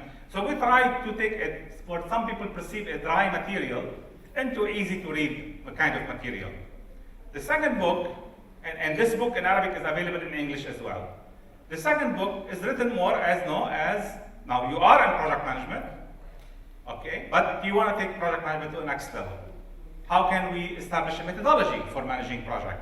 How can we build a project management methodology? How can we customize the methodology? How can we adapt the methodology to our organization, adapt and adopt and adapt? So basically, what we need to look for is always being on the lookout for continual improvement in everything we do. So basically, we started today with, we know project, we know there are failures, and I mentioned the word failure I'm using in a strong sense here, because it could also mean projects that are challenged. They're not necessarily failed, they are completed, but they're completed over budget. Now, I know at the break people told me, well, but this is not only Dubai or UAE, it's the whole world. Well, I come from an environment that probably was high mature in project management, where on average our projects were on budget. On average, our projects were, and when I say on average, I mean the majority of our projects are on budget, plus or minus 5 to 10%. Whereas the vast majority of our projects, and regardless whether they're small or mega projects, they were on schedule, plus or minus, again, 5 to 10% is considered normal and acceptable variation. Okay? But most organizations that are new to project management still are delivering projects where we are with substantial issues and challenges. There are some organizations outside in the booths, they are working on projects worth billions of dollars. Now, if you have a project that is $10 billion worth, just think about this. If you can save 1%, 1%, okay? One organization outside, their phase 1 of their project is $10 billion. Okay? 1% saving. How many schools can we build for that? Okay, that's the point. So I'm not intending to be critical or critique what we're doing. It's amazing what happened established in the UAE. I don't think anybody can argue or debate what the UAE have delivered over the last 20 years and compared to other countries in the region. I come from Lebanon, and I wish we can achieve fraction of what the UAE or Dubai has achieved. So please, I want to make sure that, again, the word context. Just formality, I know people are asking for the slides, and they ask me, I've authorized the forum to basically send you the slide. But again, you can also contact us, and we will be posting this on our website, and we will be posting this on SlideShare, so you will have access to this. There are some other information here that has much more detail I can show on a slide. If you email me, I'll be happy to share what I can. I mean, obviously some information that probably will be sensitive. Other than that, I'm very open usually with sharing. So you can contact me, that stuff that is not on the slide. If you want to know more about detail about anything that I talked about over here, email me. If I have something for it, I will share. And probably is already shared on our website. So I'm gonna skip some slides. I wanna stay with this one for a second because we're talking about PMO, and then how do we transform from PMO to OPM? From the concept of PMO as an office to OPM as a culture. Okay? And if you look at the role of what we call PMO continuum or PMO function, there are different roles. You know, usually we have this in a circular format. And we can have, some PMOs are only about reporting. Some PMOs, maybe they do provide training support. Some PMOs are involved in career management. Some of this example discussion we had earlier here. Some PMOs are doing project coordination. Some PMOs could go as far as this right hand. Obviously, as we can expect, the more we go toward the right, the more strategic the PMO is, and typically help in increasing maturity in organization. Okay. Now, what does it mean? Something I didn't talk about yet. Does it mean organizations should have one PMO? Absolutely not. Organization could have you could have PMOs in every department. If you have a large organization that have probably a department that have 100 employees or 200 employees in a department. You know, I came once I worked for an organization where we have 300 employees in one department. Okay? Some departments are quite huge. And if this department does a lot of projects, it could have its own little PMO. Okay? As aligned with the corporate PMO or with the strategic PMO, whatever you call it.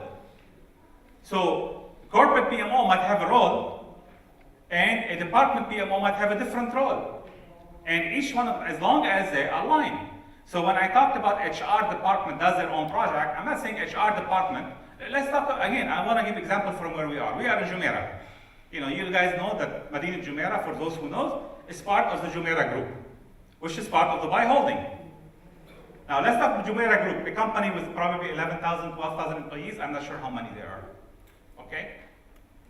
Would it be sane, I'm not gonna say logical, would it be sane to expect their HR department or their IT department or their construction department to follow the same process? Absolutely not.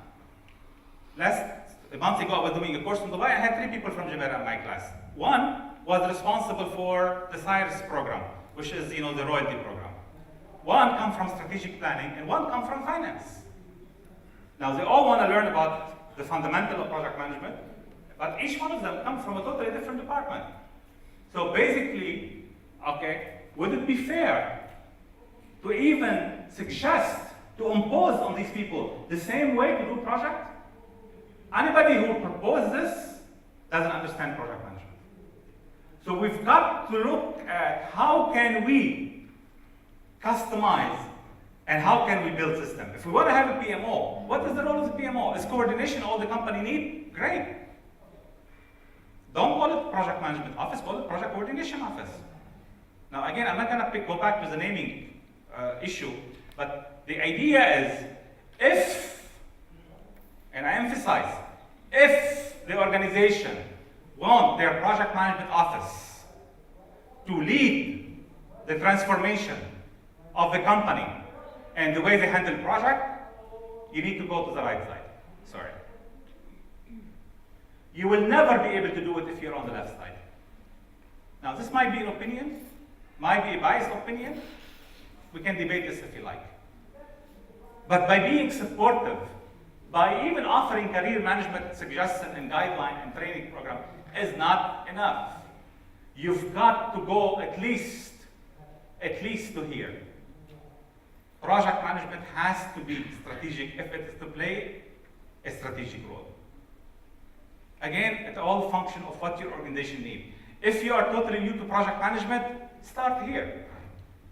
Remember, I think you mentioned earlier, yes, we cannot think of 1 year. We need to think 5, 10, 15, 20 years.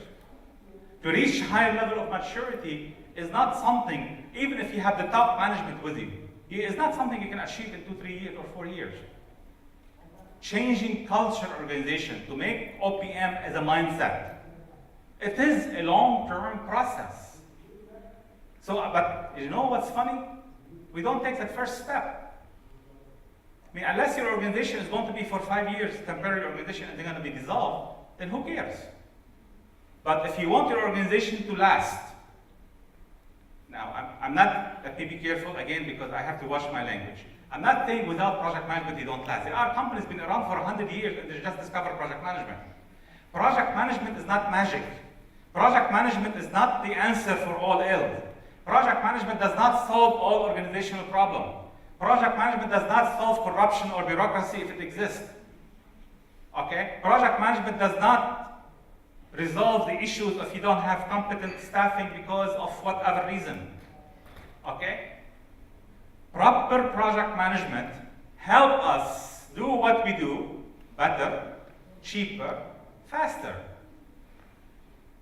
So we're not saying now we are bad and, oh, we implemented PMO and everything's going to be great tomorrow morning. No, it's not. Okay? That's the message. If we get nothing else from today's workshop, that's the message. Project management helps us improve. And again, this is, I know some people may not accept what I'm saying, but I'm sharing some data from real all over the world, from project. I shared studies were done in the US, but I can show you everywhere else. There are studies that project management have contributed. Otherwise, even here in UAE, we would not be doing this forum today. If the leadership in Dubai with DO and RTA and the executive office did not believe project management have reached a level where we need to start having conferences on project management. This is the first conference on project management, real conference. Now I know in May there was a conference for PMI here, but that wasn't done for Dubai, it was done because part of the EMEA region. So I'm gonna cut some slides And then again, you will be able to see them, and you will even, if you like, I can even share more slides with you. I want to shift to, okay, what is the solution? I'm going to highlight something that PMI talked about, published this year, 2014. They published a guide that's called Implementing Organizational Project Management Practice Guide. It was just published, again, probably April or March timeframe. I'm just going to share with you a couple of quotations. This is why I picked on the PMP earlier.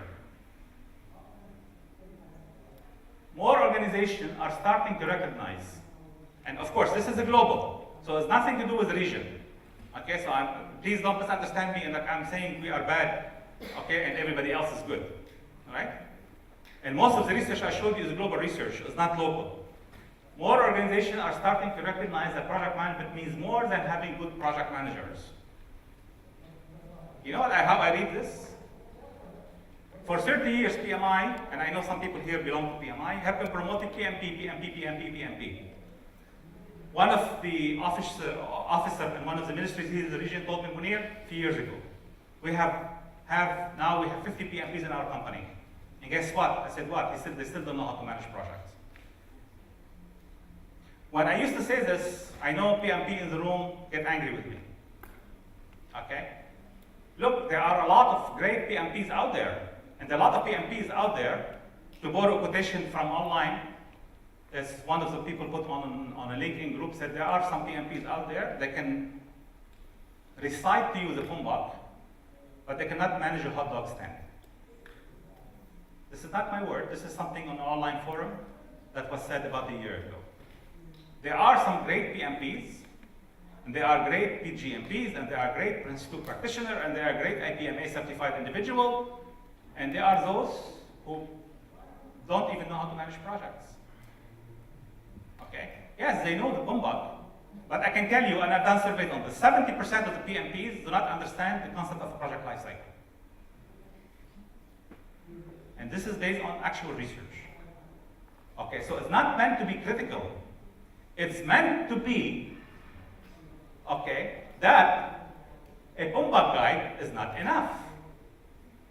One time I was saying this in a conference in Lebanon. One of the guys almost, if he could beat me up, he could have beat me up.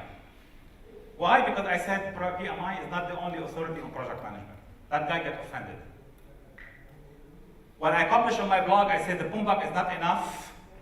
You can get all these PMI loyalists basically start screaming at me that you're arrogant or you're stupid or you don't know what you're talking about. Open the PMBOK guide. Anyone PMP in the room today. When you go home today, open your PMBOK guide. What does it say? The PMBOK? No, absolutely not. Absolutely not. PMBOK is not a methodology. It's not best practice and is incomplete. Go read chapter 1 of the PMBOK guide today. Chapter 1 and chapter 2 and read the notice page. PMI will tell you this is not a methodology. PMI, the PMBOK guide, this is what it says. It talks about common practice, it doesn't talk about best practice. I know there are a lot of companies, and probably some people in the room here work for training companies that sell you the slide. Okay? PMI does not have a best practice. Forget marketing. Read the PMBOK. I'm just gonna go read the PMBOK. The PMBOK says, okay, it's a subset of the project management body of knowledge. Now, if we don't, unless you know English is a problem, a subset, that means a piece. On the notice page of the PMBOK said, it's an incomplete guide. You need to have a methodology to supplement it. Again, this is on the PMBOK guide.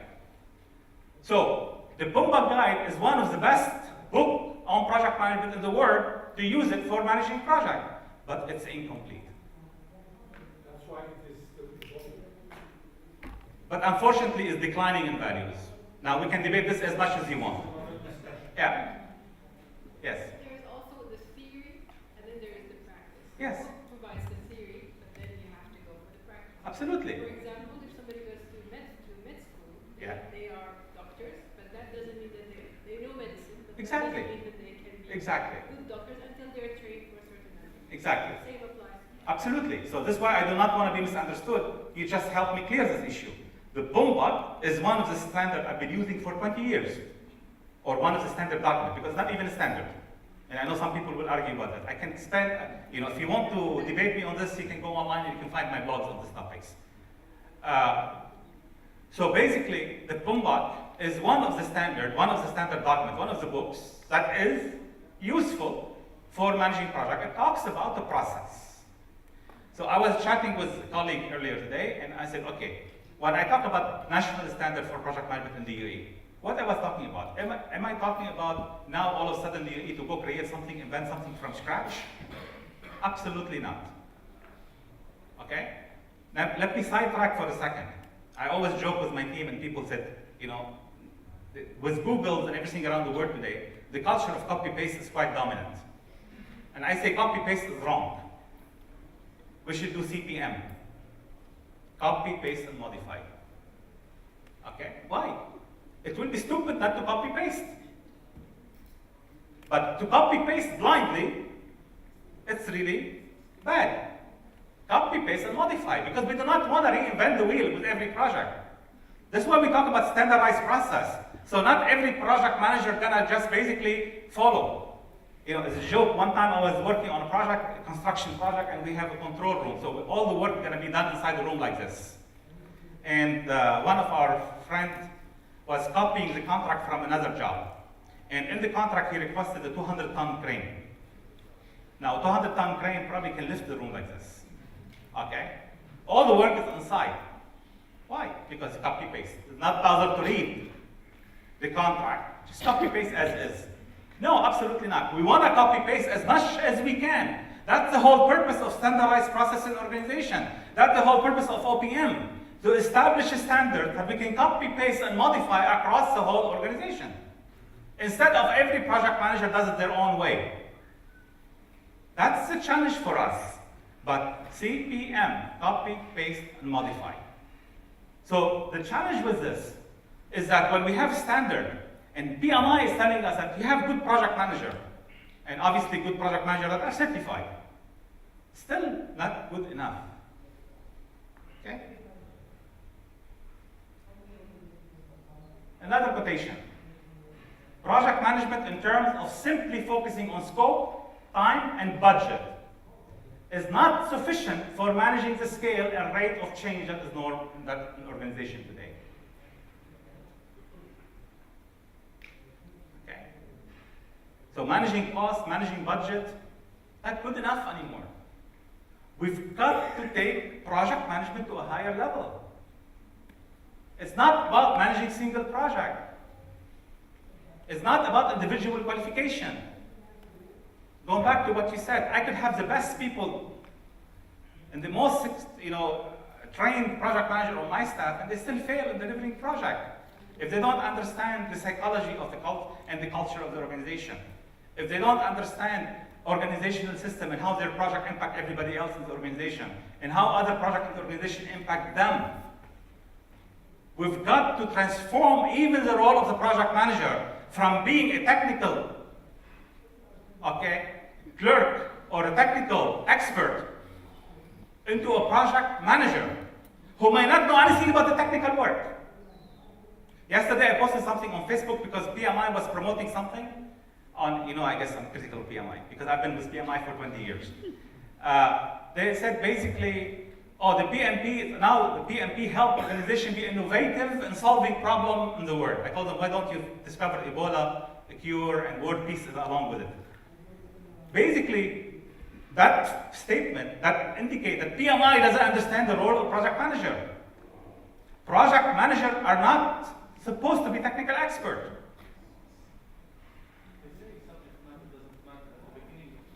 Yes, but then they post something on social media. They said that PMP are being technically innovative. This is, if you look at, this is what's yesterday, Facebook and Google and all the social media channels. Another post from PMI that speaks, for developer and programmer to improve your career, get the PMP. How is that? How can you get your PMP if you don't have project management experience? Anyway, let's not make it a PMI discussion here, but this is PMI. The same thing. They are saying, in one way, they're saying PMP is everything, and another way, they're saying it's not enough anymore. We need to build the organization system. I think I made the point. We can debate it if you like.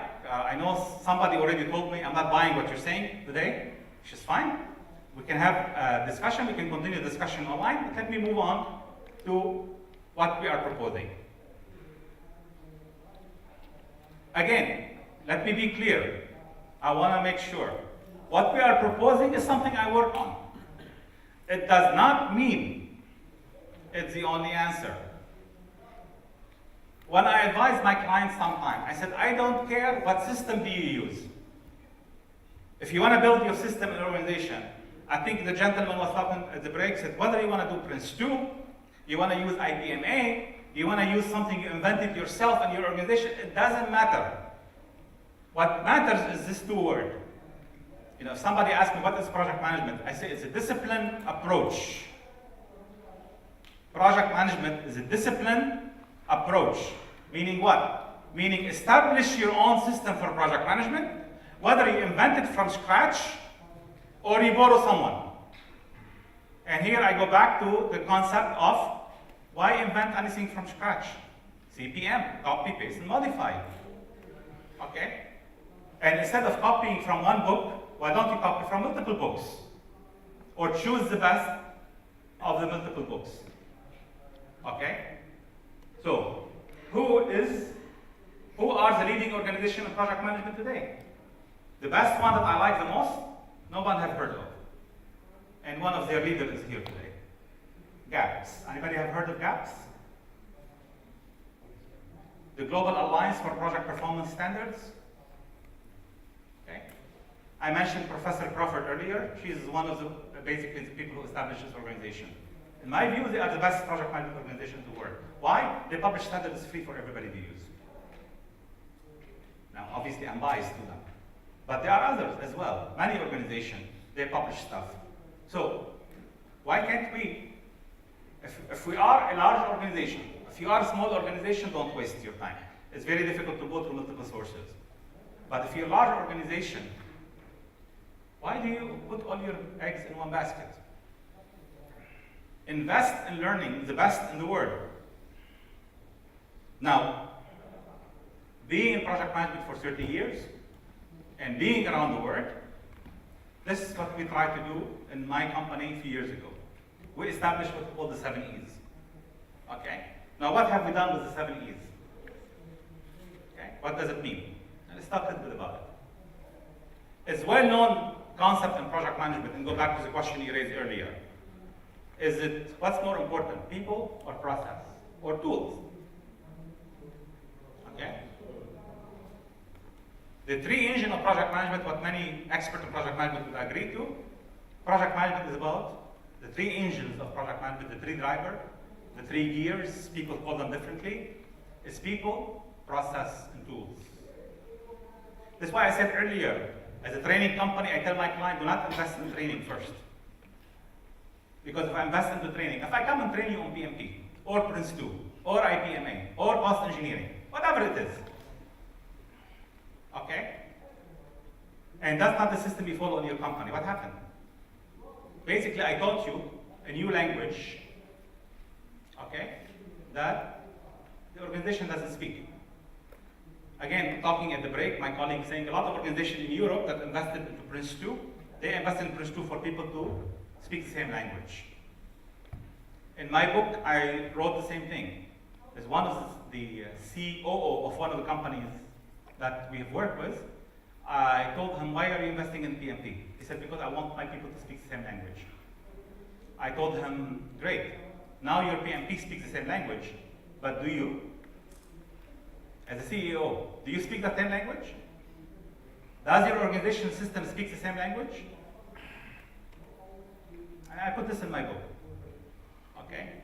So by investing into Prince 2 or PMP or whatever it is, if the organization system doesn't match it, I'm training people on a foreign language that they're not allowed to use back in the office. This is why we say if you want to have OPM, if you want to have excellence and maturity, invest into the process first. And then train your people on that process. Whether it is PMI, whether it is Prince 2, whether it is APM, whether it is GAPS, whether it is AACE, regardless or whether you invented it yourself. Invest into your own process, your own system, your total quality management system for project. Invest in it and then train your people on it, because you will have created your own language. Now, if you want to borrow a language, that's fine. Borrow the language and speak it. But speak it, top to bottom. So we started with this concept. Organization must focus on all three. It's really sad how often we go to organizations, we find out they invested in tools first. They bought $1 million ERP system, and their people are not trained to use it. Okay?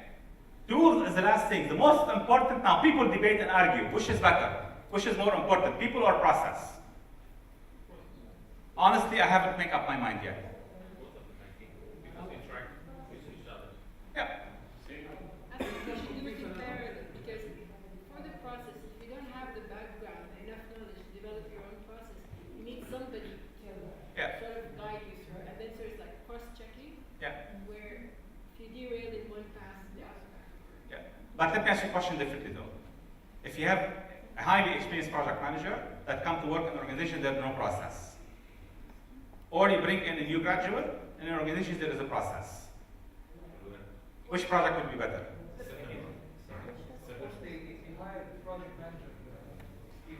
Yeah. I don't know the answer. If you allow me, I'm working with an international company with 165,000 employees. Okay.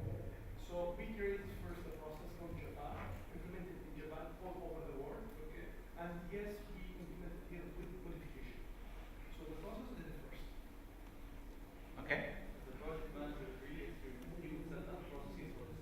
But if I hired you to work on a project, I don't have time to sit down to do the process. This is the mistake. No, believe me. This is the mistake that organizations are making today. They even hire project managers to do their PMOs. But as I mentioned, the example, the project, these guys come in, they don't have time, then the PMO get lost. Okay? In my opinion, I would say the process recently more than estimated 75% organization they don't have process. They're still working as a project. So definitely the people are the best one. My answer to this, it depends. This is $1 million answer always. It depends. It depends on what? Obviously, if you are in a very small organization, probably people come first. Because you need to have a qualified team in there, and they can build their own process because they are small enough. But if you're a large organization, 5,000 people, or 1,000, or 100, 200 people, 300 people, you really have to have a process first. So it depends. Yeah, but then if you have a process, then you need at least 3 years to teach them, right? That's a good. That's good. I will hang on that question. I have something on that later. But yes, it might take 3 years to teach them. Depends. Again, I'm not trying to impose an answer here because it really depends. And project management is always the magic answer. But going back to this is how we started. So basically, one afternoon, my wife gave me an order, said, you have to take the boys, I have 2 boys, take them to play soccer, football. So I took them, but I didn't feel like getting out of the car. So fortunately, I had pen and pencil with me and papers, and I was reading something, and usually the way my mind works, once I start reading something, I immediately sidetrack somewhere. And I end up drawing something like this. Okay? So basically, what is this? This is the 7 E's. What is 7 E's? It's the 7 element of project management maturity based on the SUKAD model. Now, this wasn't designed to be an assessment tool. It was designed to a tool that organizations that are new to project management or starting project management or don't have much to use it to build their system. And then later on, they can bring someone to assess them if they wish. Now, how did this transform? Well, the middle part, the method and the process, are more, some people call method as a process. So basically, this is a process side. People, process, and tools, right? So this is a process. This is the people, and this is a tool. Now, what do I mean by this? Method. What is method? Well, today, unfortunately, you don't find many organizations that have, if you do research on methodology, project management methodology today, you will not find many in the market. Why? Anybody knows why? I mean, today if you do research, a methodology, you probably come up with 2 or 3 methodologies that are documented in the Word. It's PMI fault. It's not PMI fault.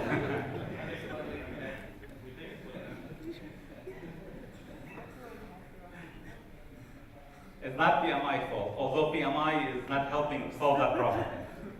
Because when people publish on PMI literature, they say that PMBOK is a methodology and PMI doesn't stop it, then yes, PMI is partially guilty. But no, that's not the reason.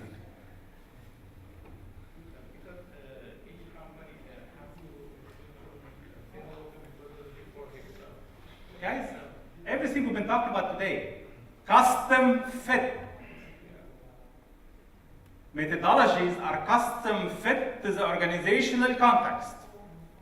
The only known methodology out there that you can probably find that are published online, Prince 2, okay, it's a methodology because it's systematic in the way it does. And there is some people in IT probably knows PROP. And I know there is IBM have something called DRUP, R-U-P. So there are maybe 4 or 5 known methodologies out there. If you come to software development, there are software development lifecycle, there is agile, there are some methodologies specific to software development. But project management methodologies around the world that are very few known. Why? Because it's custom fit to the organizational need. So ye as an organization. So what did we do as SUKAD? We have developed a methodology which is on the back sheet of what you have, which is what the book is all about. But what we are saying, we call it customizable and adaptable. That means you need to take it and customize it to your organizational need. Okay? That's the method. What is this part? This is a PMBOK. This part here is the PMBOK. The PMBOK as a guide is called a guide to the project management body of knowledge.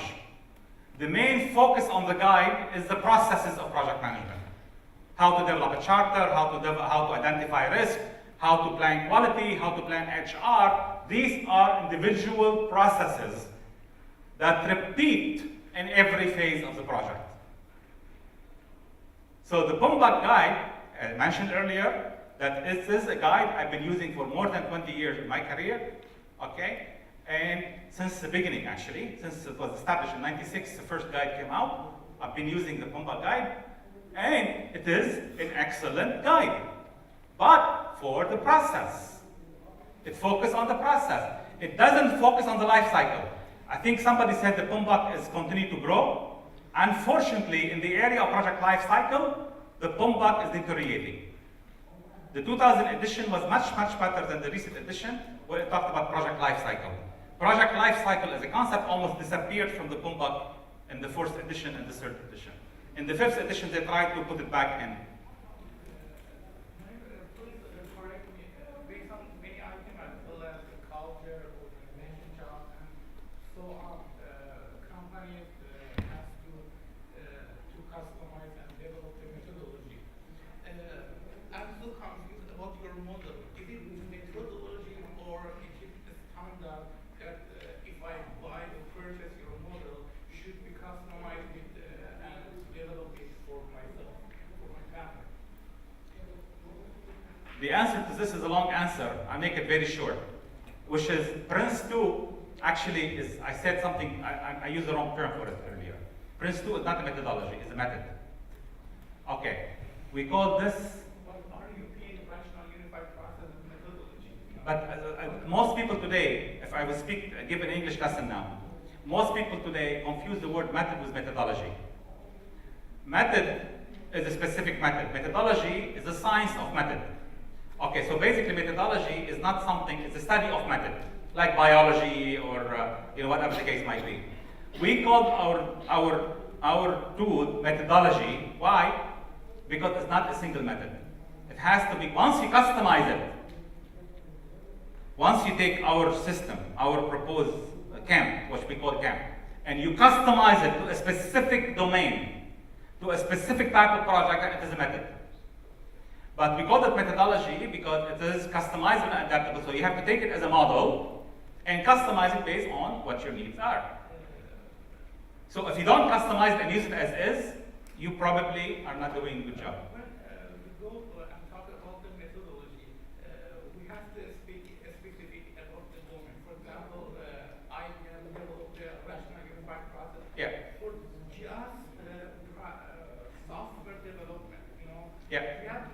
industry as well as construction, oil and gas, and so on. And you know better than me, each industry has a specific domain. For example, Absolutely. For example, in construction, we have the very specific procurement domain. Yeah. How are all the domain and industry by your model? Yeah. Let me, okay, I'm going to give a quick answer because this is not about the model, so I don't want to sidetrack the presentation. But in general, this model is, again, is to provide the high-level guidelines. The high-level guideline, you take it and you customize it. I can tell you, we use this methodology on building a farm. We use this methodology to write a book. We use this methodology to develop software. We are using this methodology for construction. We are using this methodology for marketing. Okay? But customize. That's the key. Not as is. The main principle there has to be every project must have phases, must have gates, okay? It must have deliverable. Everything else is variable. So again, I will be happy maybe to do a workshop in the future. If you guys are interested, I'll be happy to organize a free workshop in Dubai and talks about methodology, okay?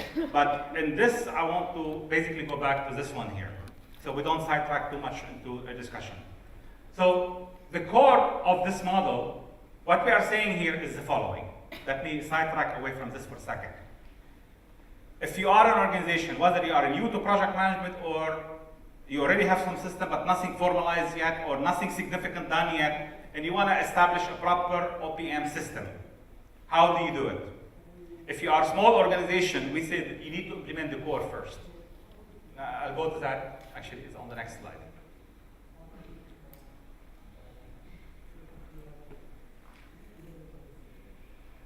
We have to implement the core element first. You cannot implement project management without focusing on these 4 elements. You can, obviously, of course. I mean, some organization implement the PMBOK alone. And some organization will impact Prince 2 alone. And some organization that will come and say, I want to implement yours method, Munir, alone. And this is wrong. I'm telling you, if you use my method alone, you fail. So those who think I'm criticizing PMI too much, please listen to what I'm saying. If you use SUKAD alone, you fail. Do you want more honesty than this? You've got to grab what you can from the different sources. So this is what we're trying to do here. If there's a new organization or organization want to implement project management, you really need to think about the method or methodology, and you need to have the process, and you need to have the tool to support that. Now, professional development, yes, to me, absolutely. Without proper training of your people, you cannot do it. So as a minimum, absolute minimum, any organization that is serious about project management, you have to implement these 4 elements. Implement them and live with them for a year or 2. If you want to climb the maturity ladder, you have to go to what we call the differentiating elements, which are 2. The knowledge management and organizational learning, which is the circle, and then leadership and competence framework, which is another circle. Okay? Then you need the strategic aspect. Now let me be clear. I invented the circle, but I did not invent its content. Again, this could be Prince 2. It doesn't have to be SUKAD. It could be Prince 2. It could be RUP. If you are in software development, it could be software development lifecycle. It could be agile. It could be anything you want. Establish a method from anywhere you want. PMI is good at the process. Okay? Now, professional development, I'm not sure if there is a good standard for professional development in project management. But GAPS, the organization I mentioned, they have a standard called Program Manager and a standard called Project Manager. They are very good resources if you want to look at establishing this. But what GAPS and IPMA, which is another organization that is older than PMI, focus on is this, competence. PMI focus on process. IPMA focus on competence and gaps. Prince 2 focus on method. So what I'm saying is, if you want to have a healthy life, you cannot depend on one type of nutrient. You need to mix your diet. As simple as that, guys. Same thing in project management. If you depend only on Kumbal, you're not getting enough. If you depend only on Prince 2 or SUKAD, it's not enough. If you depend on IPMA alone, it's not enough. I'm sure people from PMI or IPMA would disagree with me. But guys, before I even said a word about PMI or IPMA, I'm saying this about SUKAD as well. So you need to kind of select what's good. And again, if you want to take your project management to a higher level, you need to have leadership and competence framework. You need to focus on competence. And competence not only for the role of the project manager, but for all people involved in projects. Okay, whether they are project engineer, project manager, cost engineer, or whatever. Yeah, this is a very interesting discussion what you are trying to say, like PMI and IPMA. But where do you drive your competencies? Where do you drive? Your competencies. No, if I want to drive my competence as a project manager, let's say, for a project manager? In my opinion, basically from processing, right? Yes, not for process and not only process. So they are basically interlinked. No, competence, remember, they are, if you look at IPMA, and I'm not an expert in IPMA, IPMA, when they talk about competence, they talk about the I of competence. And they have three different elements. They have what they call leadership competence, they have the technical or contextual competence, and they have what they call the soft skills competence, interpersonal skills. Well, of course, it varies from project to project and which course, area you are. of course. Definitely the competency. But what I'm trying to, let's say, share with you or trying to understand from you, that the competencies are basically derived from the processes. What is the concept of IP? And you think that they are basically linked with each other? No, absolutely, absolutely. Because how do you determine competence? Let me give you an example that's very easy, right? Very easy to understand. You know, I have a recipe to bake a cake, right? So, and I learned how to bake a cake. Okay, baking a cake, knowing how to bake a cake is knowledge, which is what PMI focuses on, by the way. The knowledge of how to do it. Okay? But competence is about prove to me you can bake a good cake. See what the difference is? So knowledge, the process, is I know how to bake a cake. Or if I bring it to project management, I know how to do a charter. I know how to identify risk. I know how to do an HR plan. I know how. Competence is demonstrate to me, you know. It's like, I think the lady here talked about the assessment earlier. Said, you're telling me you have a procedure for this? Show it to me. I want to see it. So competence is that if you focus on, obviously it has to be linked to a specific process, but you need to show me your ability to be able to do something. This is why, for example, IPMA certification, even IPMA, for those who don't know IPMA, they have 4-level certification. The lowest one is only knowledge-based. The second one, which is slightly higher than the PMP, you actually cannot get the certification by exam only. You have to be interviewed. And for the highest level certification, you have to have 2 people come to your office for 2 hours each for an interview to give you the highest level certification in IPMA. So why? Because they want to see proof that if you told me you know how to do a schedule, show me. I don't want to do a multiple choice question on the exam that you know the difference between leads and lags. I want to know that you're able to use it in the real life. You understand how to use leads and lags. Okay? That's the difference in competence. So yes, competence has to be built in relationship to a process, but not only process to be automated, because it's also soft skills is related. Right? I'm not an expert in competence, let's be clear here. But yes, competence, most people, PMI advertise the PMP is demonstrate competence. Technically, that's not true. Because most expert in competence, and I'm not, but from my own reading and research, like, competence has to be proven. You know how to bake a cake? Show me. Don't tell me, show me. So it has to be proven. And this is why IPMA certification is focused on interviews and show me detail and show me things that before I can certify you as a competent project manager. That's the difference between them. So that's what I'm saying. If you want to, initially, I'm okay with the process. You know, establish some process. At least people don't have to go Google how to do an HR plan. People don't have to go Google what the staffing plan look like. Or people do not need to go Google to look for how does the stakeholder matrix look like. Right? At least if I want to have it in my company, then people can follow. That's the basic. That's the most basic form of project management, is that core element. This is how we design the system. And then you can start to build on it. Now let me quickly go through the rest of the slide just to highlight the key. I spoke about those. Now let's say as an organization, you want to implement OPM. How would you do it? Let's say you guys accepted every word I said today. I know probably some of you did not. But let's say you accepted everything I said today. How would you go about doing it in your organization? You're probably trying to understand what kind of projects they are executing, the nature of the work involved in those projects, and then go for some kind of a guide, and then start modifying it to adapt to your organization. Okay. Anyone else? Understand the environment. I need to understand the environment first. Check what you have. You have the right people, right resources. Check what we have first. Yeah. Start from what we have. Inventory what you have. Perform gap analysis where I ought to be and where I'm today. Yeah. Perform gap analysis. Okay. Anyone else? First of all, find out the pain. What's the pain? Yeah. Yeah. Where is our pain as an organization? I think the best solution is assessment. For example, Yeah. The gap analysis. Where I'm just going to describe how we go about it quickly. Okay? Yeah, please. Get the management support. Absolutely. Without management support, hopefully this is coming from management, but without management support, we're spinning our wheels. But let me speak on this one. Just 1 second, I'll come to you. Definitely, I think most literature on organization change will tell you change needs to come from top.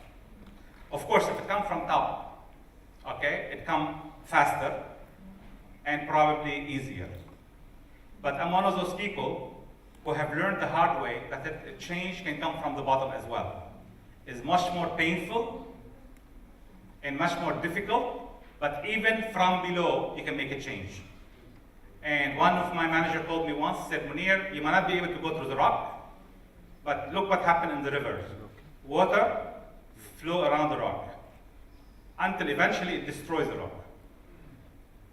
So what we have to learn is, yes, we can, I cannot accept the mindset that people sometimes come to classes and said, I cannot change anything, or I wish my boss was in this class. You can change things. They are limited, of course, but absolutely, the more I have top support, the faster and the better outcome you will have. But people believe change could come from the bottom. Slow, painful, long-term, but it can. At least impact your circle of influence. I think the most step we should start implementing OPM is modify the vision of the whole organization. Modify the vision if it needs to be modified, or understand the vision. In order to adopt the new concept of OPM. Okay? Let me go through a few slides. First, we need to make an initial decision. Okay?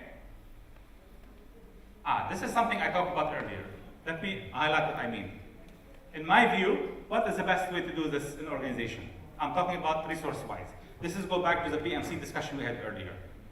In my view, the best way you can do it is from within. Again, I'm a consultant. I make my livelihood out of selling people services. But I'm telling you, the best way to build OPM is from within. If you have expertise. If you have people with expertise in-house, empower them, give them the freedom to go change things. Okay? That's the best way. It's longer, it takes longer probably, okay, unless you can make people dedicated to this initiative. But it's best if it comes from within, because no one understands your culture better than you are. As long as you are empowering those people, literally. You are giving them the power to make change. Okay? Don't basically go tell them and every step they want to make, they need to get permission. Or slap on the hand if they don't do something that management doesn't like. If that's not possible, the next better option, and this is jointly with an external advisory service. So basically, yes, you can do it inside, but let's say every once in a while, you might be in use of having an expert to come in and advise you. Maybe review what you've done, review your work, give you some ideas, give you some suggestions, but in an advisory role. Okay? The third way, okay, is use consultant to do development, but with internal resources. Obviously, as you notice here, the reason for this arrow is because we are going more from internal to outsourcing model. And again, notice the outsourcing model is, the total outsource model is the least preferred. And I can tell you, sometime, if a client approached me and they want me to do this, I definitely hesitate.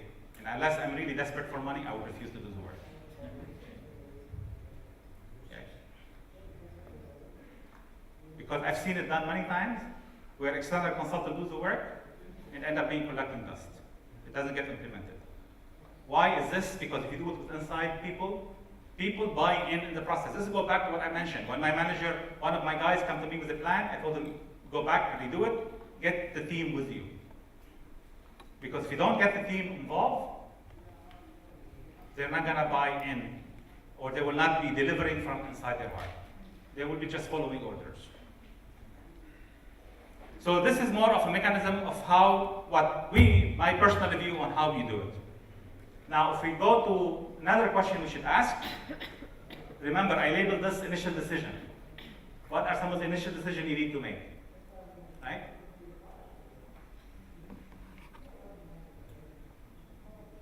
The next one, project or program approach.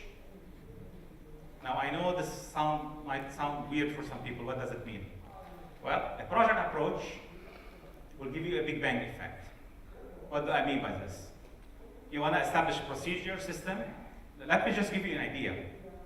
The level of work that goes into here is hundreds of hours, if not thousands. We are talking, if you talk about a medium-sized organization, if you want to implement a proper project management system, we are talking about somewhere between 50 to 100 procedures. Okay, so we're not talking about one procedure or two procedure or three procedure. If you want to do it right, of course, you don't have to do 100 procedure. If you want to do this, yeah, you want to bring in a consultant and they spend a lot of time, you spend 6 months. Some organization does it this way. They bring in external consultant, a consultancy firm, they will start writing, they bring in 3 or 4 consultants working for 6 months, they develop a book or a system or a CD and they will give it to you and they go. Okay? What happened? A big bang, at the end, you're gonna roll out this. People will fight it. The biggest challenge we face in the organization, because when we talk about OPM, I hope we made the point today, is an organizational change. OPM to implement, because we are wanting to change the mindset of the organization into a project management culture, a project management mindset. To do this, there will be a lot of resistance to change, because it's an organizational change initiative. Okay? So if you want to bring it in one spot, one shot, big bang, it's likely to fail within a year or two. It's likely. Of course, there is no guarantee this because you can always adjust. But in general, big bang effect and something like this, it really doesn't work. Okay? So what's the approach? A program approach. Now what's the difference between program and project? For those who know, program is usually a group of related projects. The program should be linked to a strategic objective. Implementing OPM is a strategic initiative. So treat it as such. Treat it as a program. Why is a program? Because it should be long term. It should be long term. Okay? A project doesn't work if it is long term for some of these things. So break it up into pieces. Now, okay, if we accept that, why? It helped me eliminate the big bang. The program approach is more agile, and this approach can be accelerated or delivered over an extended period of time. So first, let me highlight, project or program, right? Project is big bang, program is broken down into pieces. Now, the next question will be accelerated or extended. Okay, what do I mean by this? Accelerated, you divide, let's say, this initiative into different projects and you do them one after the other. Extended, which is the recommended approach we follow, is this. You break down your OPM system into projects. 5 projects, 10 projects, 13 projects, 15 projects, depend on how big your organization is and how big of a system you want to implement. Break it down into projects and do what? And start to break them down. So the way we follow is we implement one piece, and I will show you those pieces later. We'll implement one piece, and then let it go. So I can work with a client, whether as an advisory role, or the supporting role, or lead role, whatever the case might be. Implement the piece, train their people on it, and go away. Go away for 1 month, 2 months, 3 months. Let them start to practice the new way, but only for a piece, which will not be complete, will not be enough, but we recognize it's only a piece. And give them at least 1 month to 3 months to practice it. Depend how big the organization is. If the organization is big, you would want to go maybe for 3 months or more. If the organization is small, maybe 1 month is good enough. Start to practice that. And then, you will be working on the second piece. And 2 months later, 3 months later, you come and implement the second piece. And the second piece, and the second piece. Something like this could take 3 years. Just 1 second. Unfortunately, when we propose this to many organizations, they said, no, we want to do it as fast as we can. Do it as fast as you can and fail as fast as you can.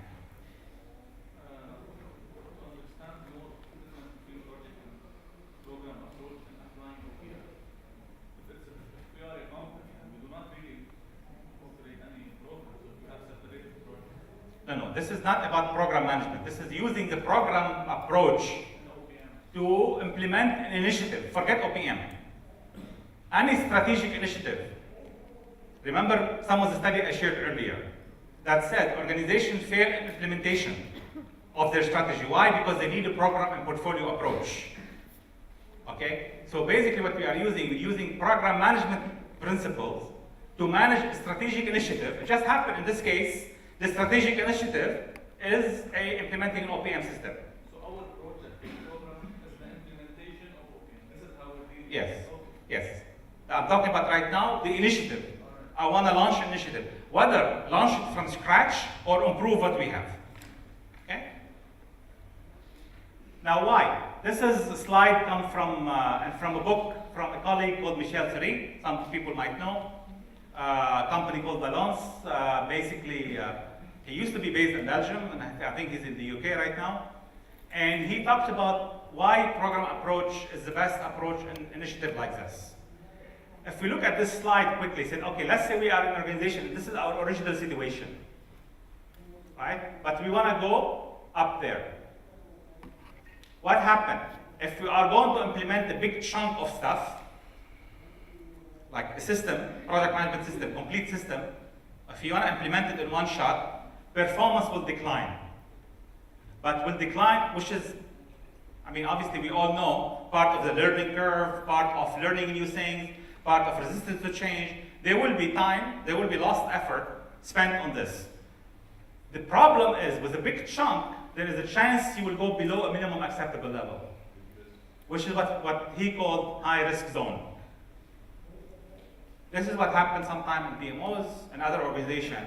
If you get into this high-risk zone, if the organization understands that eventually they will recover, great.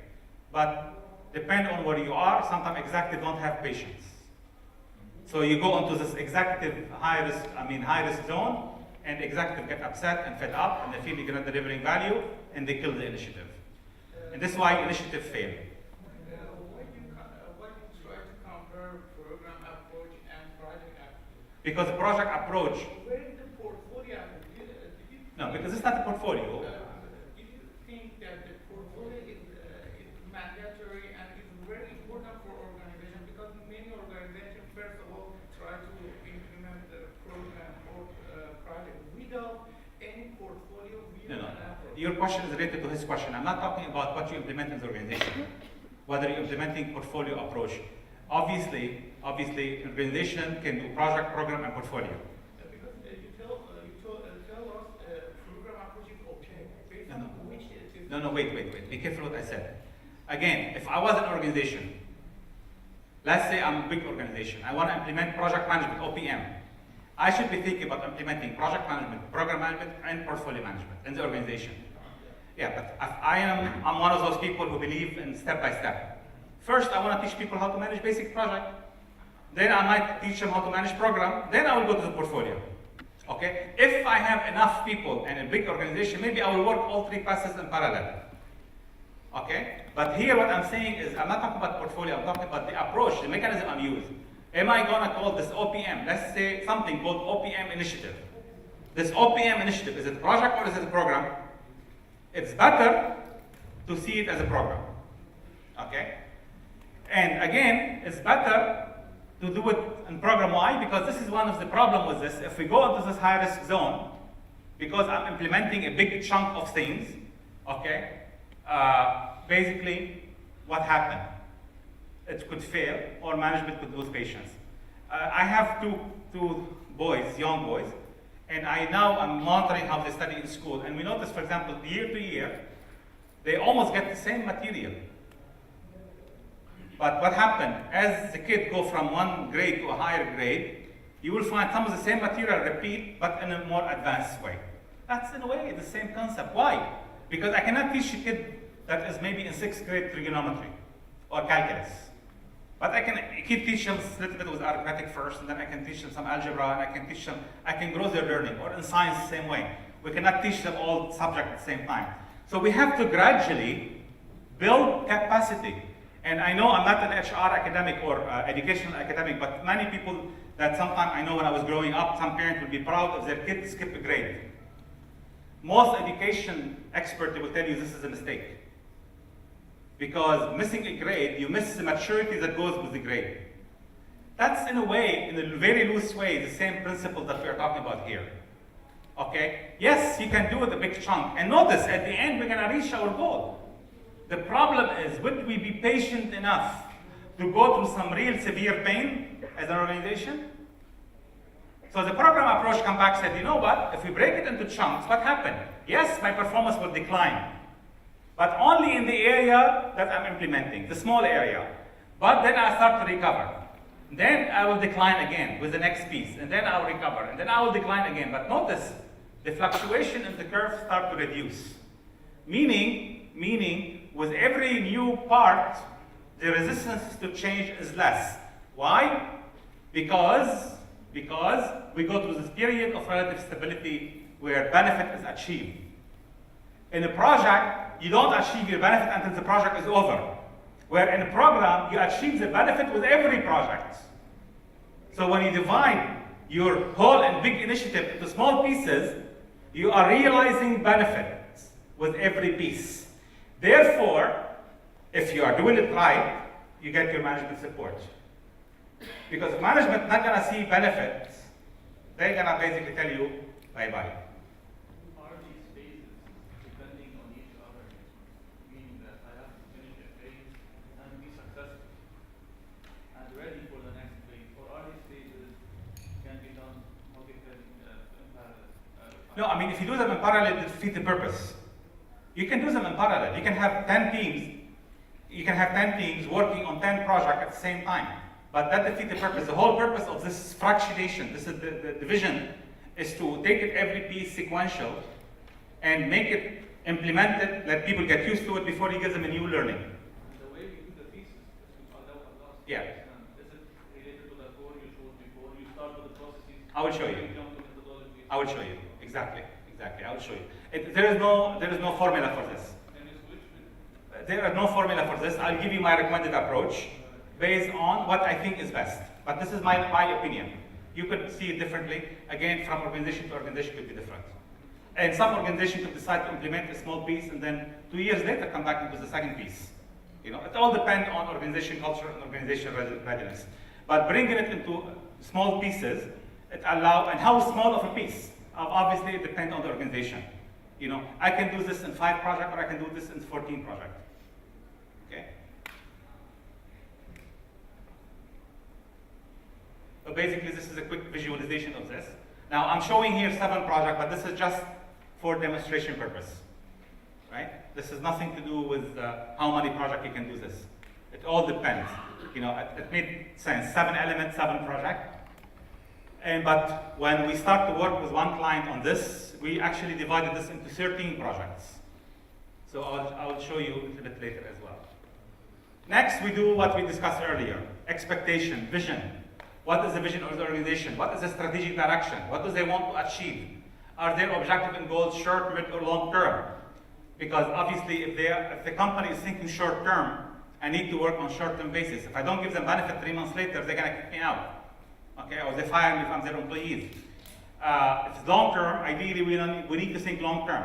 If a client organization comes to me and said, Munir, I want to be able to implement this in 6 months and I want to see a result, I'll apologize. Because it will fail and they're gonna blame me for it. So I would rather not do it rather than do something that I know it will fail. Are they willing to make the difficult decision? Because this is an organizational change initiative. There will be difficult decisions to make. Even maybe firing some people. Okay, because some people will fight you regardless what. And some people probably will lose as a result of this. Whatever the case might be. It could be a major decision, restructuring. It might involve restructuring the way you do business. Okay, as an organization, there are to be some difficult decisions. Obviously, you have to decide of how much tolerance do you have for the risks that come with this. You investigate the current state. What's going on today? What do we have today? If we have nothing, we start from scratch. Okay? If you have something in place, it will be a shame to lose it. Identify it. Find out what exists. Is it good? Keep it. Not good? Throw it away. Decent? Modify it. Improve it. Right? I'm not one of those people who believe just basically what exists, throw it away, and I'm going to give you something better. It doesn't work that way. Organization today, all around the world, they do have good practices sometimes. But maybe those practices are in the brain of people. They're not documented. So maybe the first thing I need to do is go around the organization and start to meet with people, and interview people, have some business analysts with me, and document the process. Because any organization today have a process, but maybe it's not written down. So don't ignore it. Document it. And maybe documenting it is enough. Why should I create something from scratch and bill my client for extra money? I'm assuming as an external client, as an external organization. Or if I'm internal, why should I get my people to waste time to create something from scratch? If something already exists, all what it takes maybe to interview one person or 2 people and document it and put it into a procedure or a process flow chart or a mind map. Okay? So please don't ignore what exists in organization. Organizations today have a lot of good practices in place. And their problem is that they're not documented. So when those people who have that knowledge retire, it's lost wisdom. Capture it. Capture it is a good starting point. Okay? Before you waste money on external consultant or external or extra time. Gaps recommendation. What's the vision? Where are you today? That gives us what we call the creative tension. We want to go there, we're here today. Okay? So how do we go up? Now the challenge is to go up. Not to lower expectation. Because what happened, as organizations start to implement, as they start getting resistance to change, what do? They start lowering the expectation. And then 2 years later, we end up where we were before. Failed effort. So we should be able to have the vision, what do we really want to achieve, and build up to it. Over time. Establish benchmark. If I want to work with an organization, I want to have a secrecy agreement signed, non-disclosure, whatever. I want to know today, how is their project performing? Okay? And then measure a year or 2 years later. This one you do maturity assessment. If you're not seeing improvement in project, you're failing. Something is wrong. You're not delivering. Maybe you internally or externally, or regardless what reasons there are. If we are not improving, we need to show. Management doesn't accept argument. I can tell you we can spend days arguing. You saying, let me give you an example differently. Let's say you have you go to get your car washed. I'm almost done, 2 more slides. You go to get your car washed, okay? And someone, basically they have a sign on the wall of the station that said your car is clean or it's free. And you come to collect your car, and the guy will tell you, please, this is the car, pay me, the car is clean. He tells them, no, it's not clean. Clean, not clean. How do you judge clean? It's very difficult it's intangible. Well, you can judge clean by putting a checklist. The car is clean if 1, 2, 3, 4, 5, 6, 7, 10, 8, 9, 10 are done, the car is clean. No argument there anymore. So, 2 years later, in an initiative like this, you could be sitting down and arguing with people in the organization. You guys have been spending too much money and too much time, and they've been here for 2 years. What do you show for it? Well, if you don't have data, you cannot really show performance improvement. It's an argument, it's a debate. You must measure to show value. And of course, if your measurement shows that you're not adding value, something is wrong. Maybe the approach was wrong. Maybe the people involved are wrong. Maybe there's too much resistance to change. And maybe it is best to think to stop the project. Could end up in the next situation. Because you go to the customer wants project management, but they're not aware and understand. So your matrix or on benchmark is an issue. Yeah. Because they are not aware about it. So we need to, it's what comes first.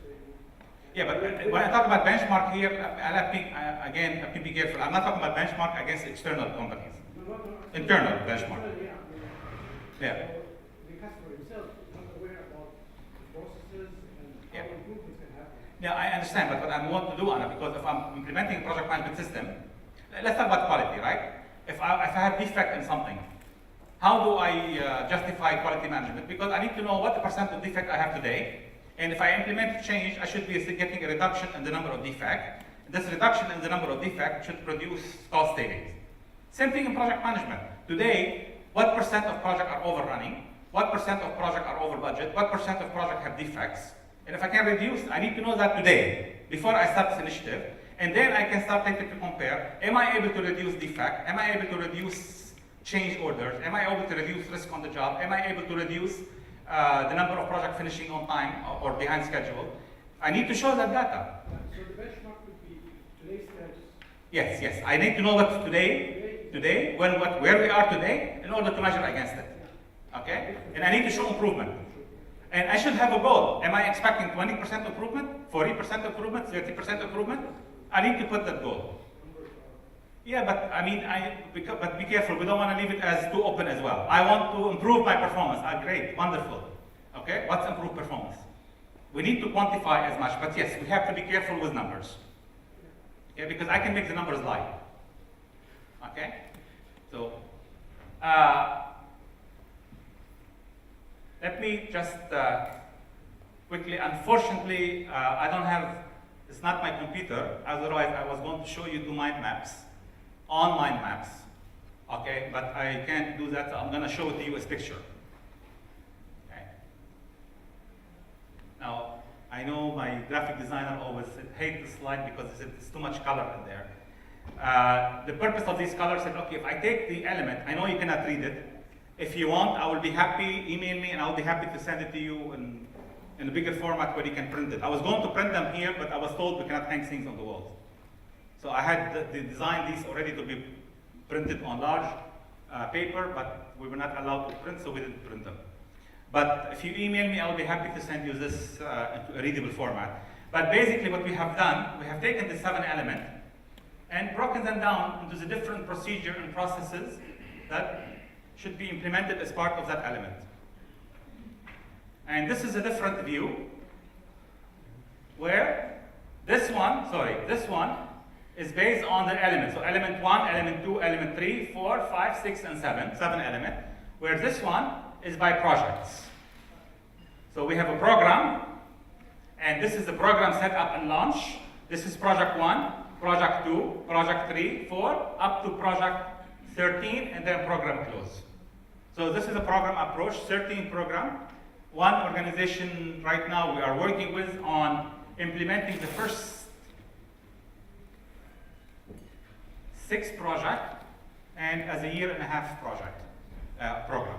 So about 18 months initiative to do it for them. Only to implement half of this. Okay? Now, of course, when I say 1.5 years, that doesn't mean I have a team of consultants working for 1.5 years. It means, you have a couple of consultants, maybe a consultant and an assistant, work for a month, then take a break, and then work for a month and take a break, and do it piece by piece. Again, I'll be happy. I know you cannot read anything over here. I'll be happy to send you this. Email me, and I'll be happy to send you this as a readable PDF. And if you have mind map software, I'll be happy to send it to you in a mind map format.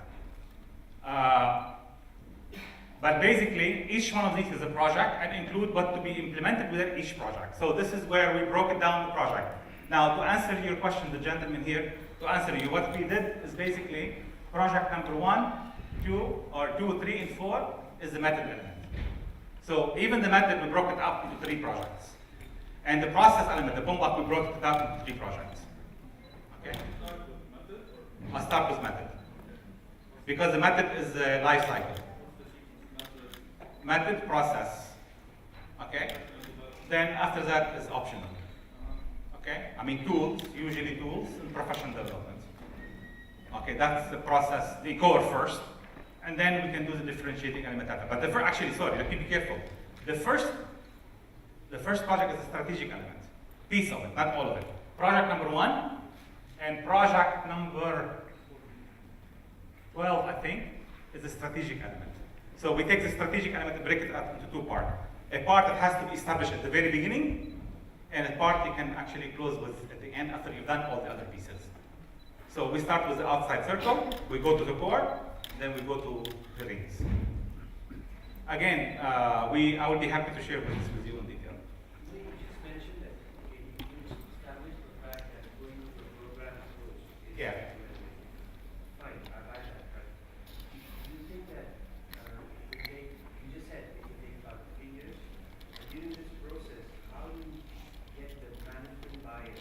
Because you will not be able to produce results at a pace that is expected normally. And how do we handle that kind of... No, but I mean, the advantage, forget this discussion here. In general, program management, let's talk about project. Project have a specific set of objectives to be established and to be achieved at the end of the project, right? So you don't get your benefit until the project is finished. Okay? So the program, if you divide it into small projects, each small project that could be a month to 2 months, no more than this, have benefit.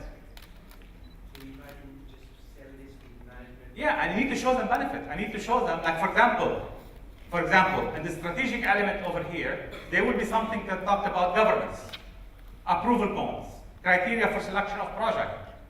Okay? Maybe today, the organization approve project any which way you want. There is no clear guideline how you establish. You establish a process for how we select project, then all of a sudden, now you have a system in place that any project that is not considered strategic, you kill it. That's the benefit, right? You don't waste your time on project that's not of strategic value. So just by implementing a system like this, one procedure, you should expect benefit immediately from it by eliminating projects that are not high priority. Okay? I can give you one example on this. One of the organization, when I was establishing SUKAD, I was doing a survey, and one of the guys told me, you know, Munir, what my problem in our organization, this is a big organization. He said, anybody come up with an idea, it become a project. That means you start spending time on it. Now, when the real project comes, you don't have people to work on project because everybody is busy on their pet project. So just establishing a project selection criteria, which is one of the procedure part of the strategic element around the outside circle, it kills that problem. That's benefit. Management want to see benefits. You show them benefit, they will give you more. You know the rules in life. People want to go with the winner, right? You're not winning, find another job. Okay?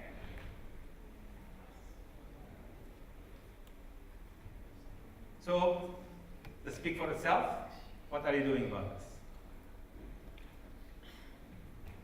I'll leave it with that. Okay. I'll leave it with that. Just a reminder, I put a note here. Basically, myself and SUKAD are on all social media, whether you're LinkedIn, Facebook, YouTube, wherever you are, we have channel. Usually, SUKAD, look for the SUKAD group, or me, look at Munir Ajam.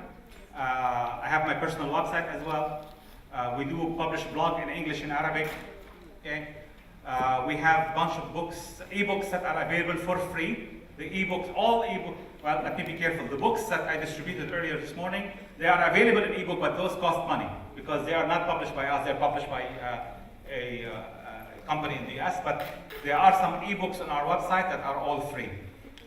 You can download, read more. Unfortunately, I haven't published anything about OPM, but we publish on the methodology, and they are available. You have my business card on the table if somebody wants it. And of course, I will be staying here for a short while if you want to entertain some question. I will be staying in the hotel here in the conference for the next 3 days. If you want to see me to chat about any of this stuff, just let me know. We can schedule a short break, we can talk. With this, thank you. Thank you for attending. Hopefully it was good.